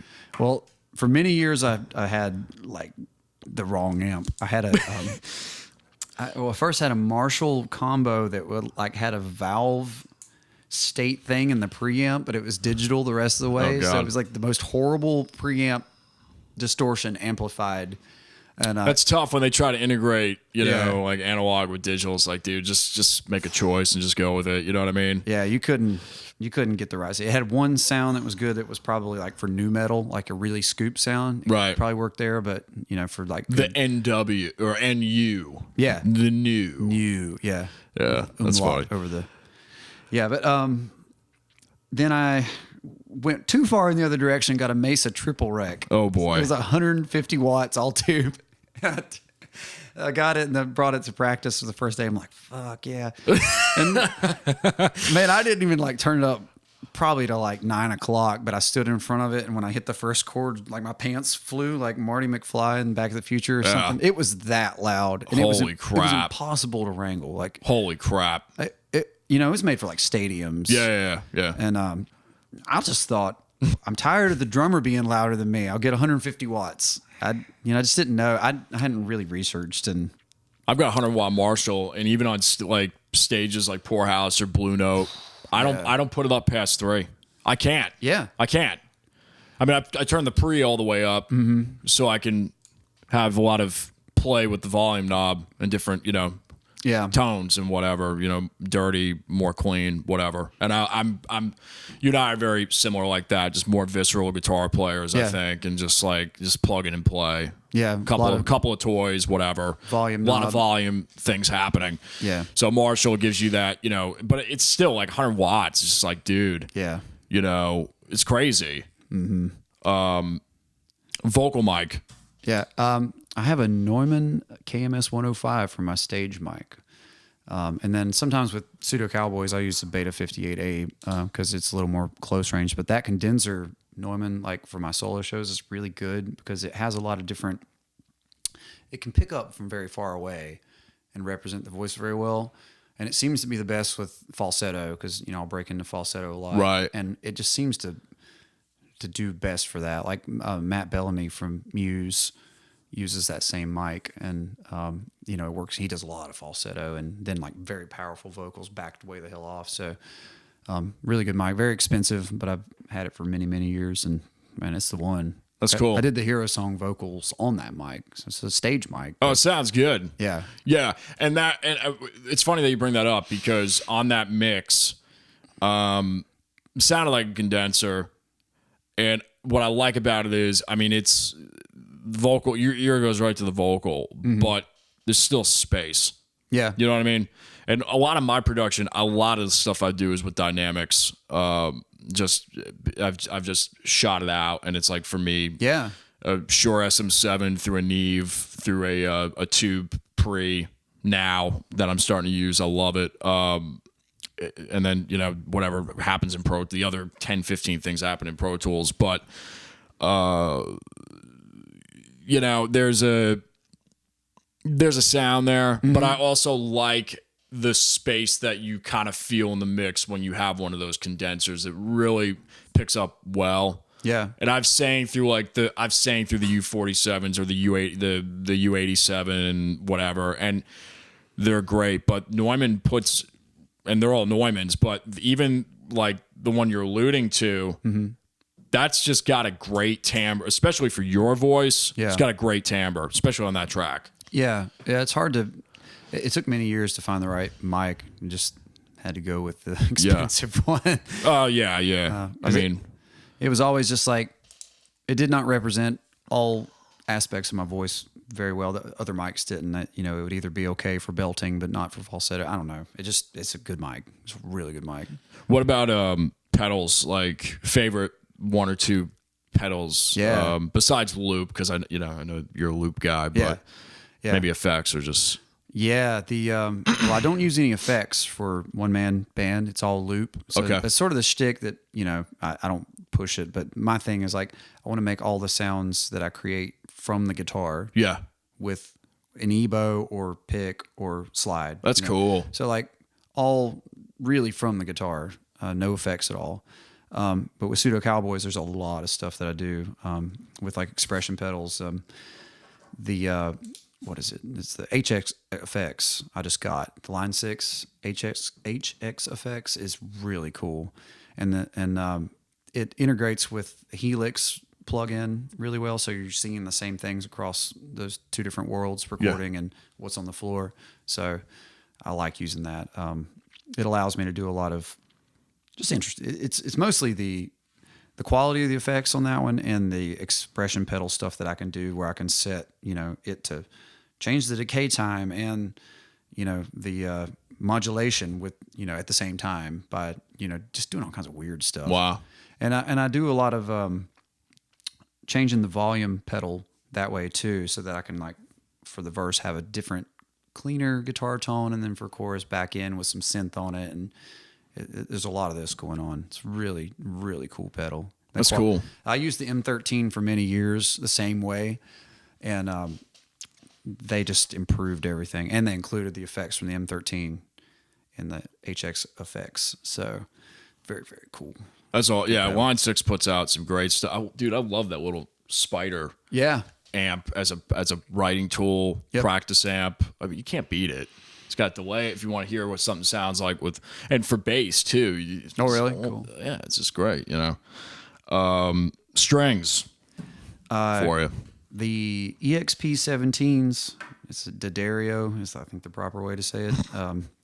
Is that how you say it? Everybody says D'Addario, but I don't know. Yeah, I mean, D'Addario is, I think, the way to say it. Yeah, I've been using those. D'Addario, yeah, for years and years. They're slightly coated, so they're not like elixirs. They're not as coated.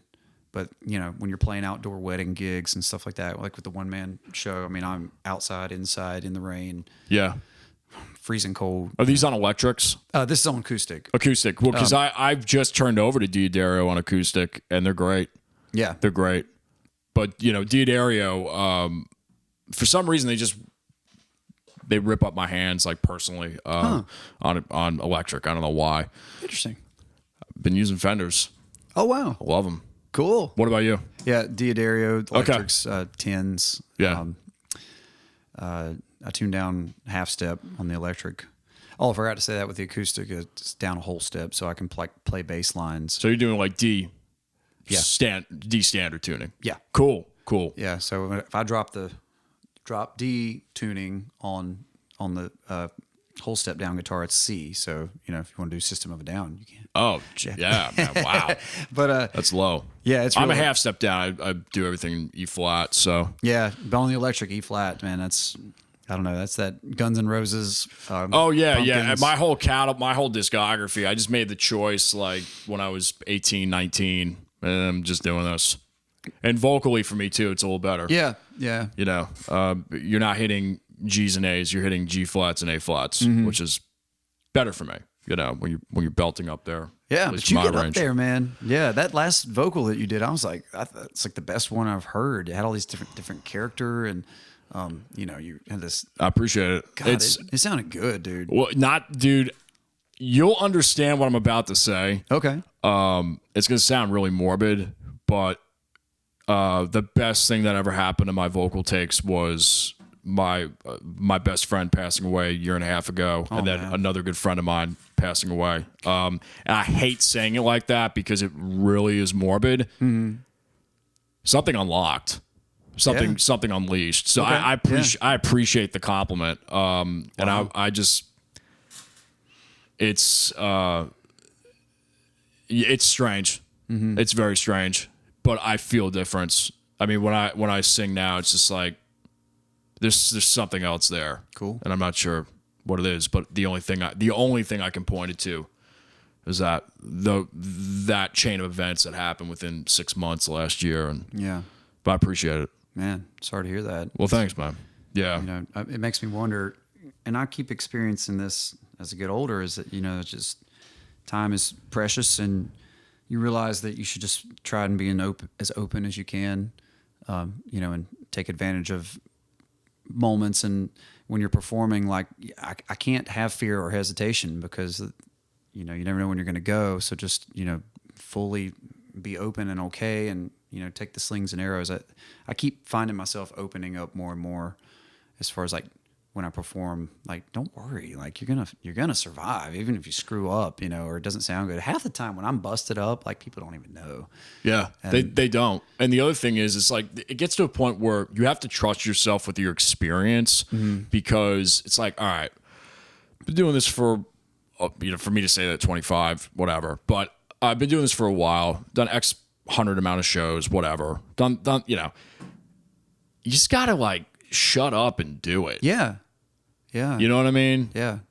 So it's a process. You got a lot under your belt to prove that you're all right, you know? And I just don't let those extrinsic things that are telling you every day that you're not good enough or you're valueless or whatever, like, fuck that. Like, you're all right. Like, yeah.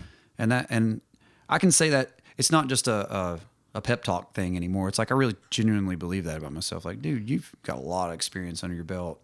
Like you've been in so many situations. Like just enjoy yourself. Like do the best you can. That's great advice. Yeah. That's so, yeah, man, that's good. I mean, nobody can take away the integrity of the experience that you've had. They can't take that away from you. Like that's what I had to realize. Like Right. you have stood on stage over 1,000 times. Like, I mean, I've played, 120 shows a year or more for 15 years. It's like, you're okay. Like, yeah, they would have taken the hook and, that's never happened. Like, just be your own voice and let it out and don't tense up and don't try to force it and brute strength it because that doesn't work. So just be free. Worst gig ever, real quick. Worst gig ever was playing, definitely one of them. And if you don't want to use any names, that's fine. No, it's okay. It's absolutely hilarious. I went to a Japanese steakhouse that was auditioning dinnertime musicians. This is when I first moved here and started out looking for gigs, Pay seemed good for me at the time. So I played during their lunch hour when nobody was there. And I was in one spot, like in the middle of the restaurant, like a setting that you would normally set up a musician in, brought a little speaker and all that stuff. They're like, all right, come back and play on Friday. And I'm like, all right, got a gig. I'm building this thing, baby. And I thought, I'll dress up, because it was a nice place. So I dressed up, and I'd never done that before, like worn like a, nice outfit. So I felt a little uncomfortable because I'd been like rocking and rolling, looking like Wayne's World attire, So there was that. But I get there and they're like, okay, you're going to be by the door right here when people are coming in. I'm like, what? They're like, yeah, stand right by the door. And we want to put you on through the house system with with our headset mic. So I had this Garth Brooks, Britney Spears headset mic that I was having to sing through. And, I couldn't back off to I was trying to do like Piano Man and play the harmonica and the little thing's sticking right there. And it was just like, wow. It was just highly embarrassing and not working. And, you couldn't play the mic. And oh my God. I mean, if your hands are occupied, you can't right. do what a pop singer would do. Yeah. And so, Piano Man, you got to. You gotta have a mic on a stand so you can freaking. Yeah, you got to back up and, belt a little bit. Yeah. I mean, if you're not Billy Joel, especially. And and I don't think I played but maybe 30 minutes. And they're like, okay, that'll be good. So it was like, yeah, you're done for the night, son. And people were coming in like waiting for their table and I'm trying to play. I mean, I could probably do that now and I'd just laugh it off or something. Yeah, but I mean, it wouldn't. Well, you're right. Yeah, but back then, I mean, that makes sense. Yeah, I just felt, deflating. Stupid, deflated. Yeah. Not good enough to do this situation.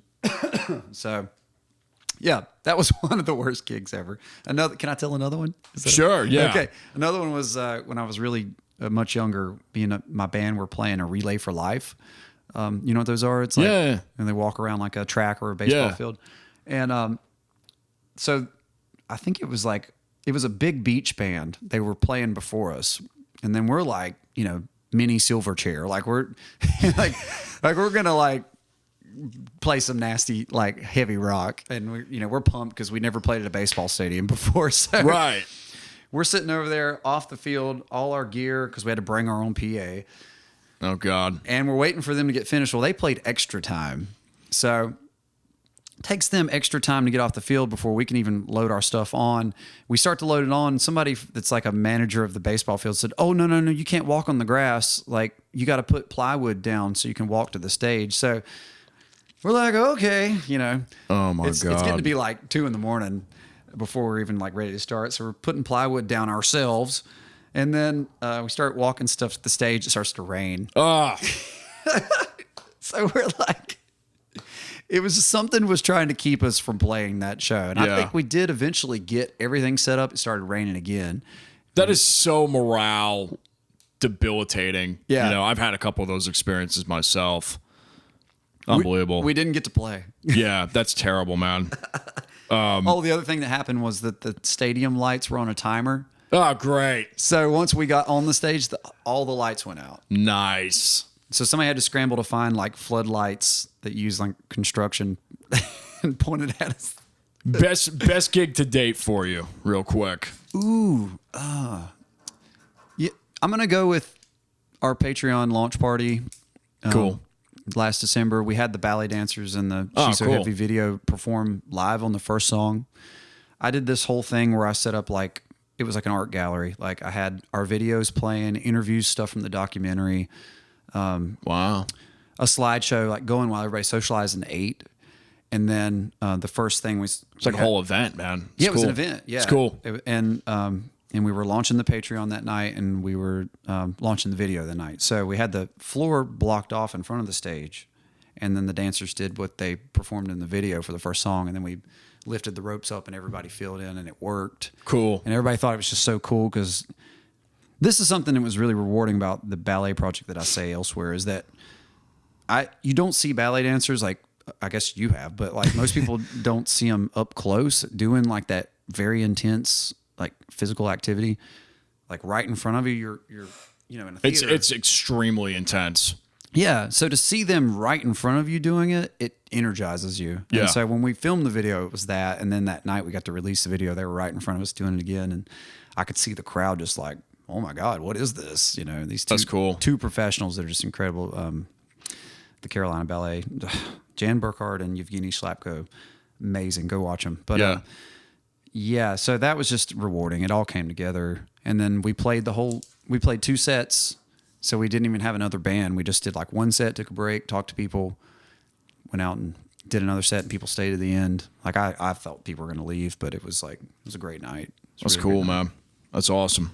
Real quick, favorite, got 2 more here. Favorite Beatles record for you? Oh, yeah, which is impossible to answer, but Right. I do have an answer, a canned answer, which is the White Album. Because I say if my punishment to be in some kind of purgatory or hell or whatever would be like, you get to pick one album to listen. It would be the White Album. It would be the White Album because you have so much to enjoy. It's a cool point in their career because it's like post crazy amounts of production. They're kind of going back to like rocking hard. There's some proto metal on there, Helter Skelter. Yeah. Everybody's got something to hide except for me and my monkey. It's like real raw stuff and then that cool acoustic stuff. So you just got so much to. A lot there. And I like the sound of that album. It's dirty. Oh, it's real dirty. The miking. A lot of saturation. A lot of saturation. A lot of saturation. I love it. Their voices by that point were just unbelievable. Yes. Yeah. So much range. Mm-hmm. Favorite film? God. Well, I'm going to just take a cheap answer. I like stuff that makes me feel good when I'm sick. So this isn't like... No, it's not philosophical. It's this is not like the artistic choice. It's just like if I'm sick, I put on that movie Just Friends, Ryan Reynolds. Okay. I don't think I've seen that, so I'm going to have to watch that. It kills me. It's just like not worth explaining. Another one's Idiocracy is good. Like if you're sick, that's just one you can rely on to just make you laugh. I'll have to write both of those down. Oh, dude. Next time I, Idiocracy. have the time to do So it. prescient. And Fast food. do I like it or? Well, favorite 3 a.m. after gig Yeah. fix. Well, I'll tell you what I eat normally traveling that's reliable if I'm doing an out-of-town gig is find a Chick-fil-A. Yes. 'Cause it's very Grilled. healthy-ish. Yeah. Yeah. Get your milkshake on too if you want it. If you want, they used to have cheesecake. They don't anymore, but that's probably good for me. But I used to always do the cheesecake. I remember they did have the cheesecake. Yeah, that's right. I'm like, what? You don't have cheesecake anymore? But Yeah. that's reliable gig food because you don't want to eat the wrong thing. It makes you feel strange. So Well, it's risky. yeah. Real risky. Oh man, I've had some other fast food companies that have definitely made me sick, and it's like you got to play. That's crazy. Yeah. Okay. Last question. What would you tell your 15-year-old self? And I think you alluded to this a little bit earlier, but Yeah. just in a paragraph, what would you tell him? Yeah. Similar to what I said before, you're going to be okay. Things are going to change so fast. You cannot wrangle it. You cannot control what's happening around you. It's like you just need to do the fullest expression of your being. Like honor that light that's in you because, not everybody has the same light. It might be in a different aspect of their being, but like that creative light is like, it's a real thing. I watch my dad, he has it. He said whether he wants to shut it off or not is his choice. And sometimes he has, and sometimes it comes back up whether he wants it to or not. So honor that light in you. That's worth it on its own. Just, of course, honor your commitments to people and be the responsible person that you are because that's just in my nature. Right. But I think that's the most important thing. if I were to talk to my really young self that was so broke up about girls and stuff, you know, when I was in my more gangly phase, I'd say, dude, you're gonna be okay. Yeah. You'll end up with a very beautiful, smart woman. Like, you don't need to worry about all these stupid Who's girls. right for you? Yeah. You know. Yeah. That's cool. If I could remove some of the fretting and the the self punishment or whatever, that would be good. And maintain the songs that were written during the time. Yeah. Which I don't know if they're inseparable, the two. They might be. They might be. I think they might. Well, looking back, I think it was possible to maybe do it myself, you know. But maybe it isn't. I don't know. Yeah. It's all part of it. I would have gotten a head start on like being a early adopter of maybe like YouTube. Yeah, I agree with that. Because I think the people that and even Instagram, like if you set that up early on, you had more time on the roadway to more clout, less air. Yeah, I'm sorry, less noise. Yeah. You know. So you could have maybe built a real connection with people that were there already, that enjoying the uniqueness of that platform at the time. Now it's different. Now it's compromised a bit. Yeah. Whatever. Yeah. Well, cool, man. This has been awesome. Yeah. Real intensive. This is over 2 hours worth. So whoops. it'll be fun editing. I'll have time up at a family like reunion and vacation, which I really need up in New York coming up here next week for the 4th and everything. But I'll have time to put this together. Okay. But it is my pleasure to have you here. Thanks for making the drive out. Yeah, thanks for having me. This is exciting just to get to talk to you for real. Yeah, man. It's like it shows, you just can't catch up with somebody really. You're working, especially when we did shows together where it's your band then my band. It was like, hey, and then you been all right? Yeah. All right, I got to get my shit. Yeah, I got to go, stage. Put my cab in the, trailer and break the drums down. Right. There's no time. Pack up the merch. It's the same thing. Mm-hmm. And, but we love it. Yeah, man. There's no denying. It's just... So we are. Yeah. So thanks for watching. If you guys watch this whole thing, I'm sure there's a couple of people out there that have, but thanks for sticking around. Thank you. Check the description box below for all details. And hopefully Pro Tools is still recording because the screen just went blank because the Mac is like dying on me. But we'll switch to camera audio. We'll see you guys later. Thanks.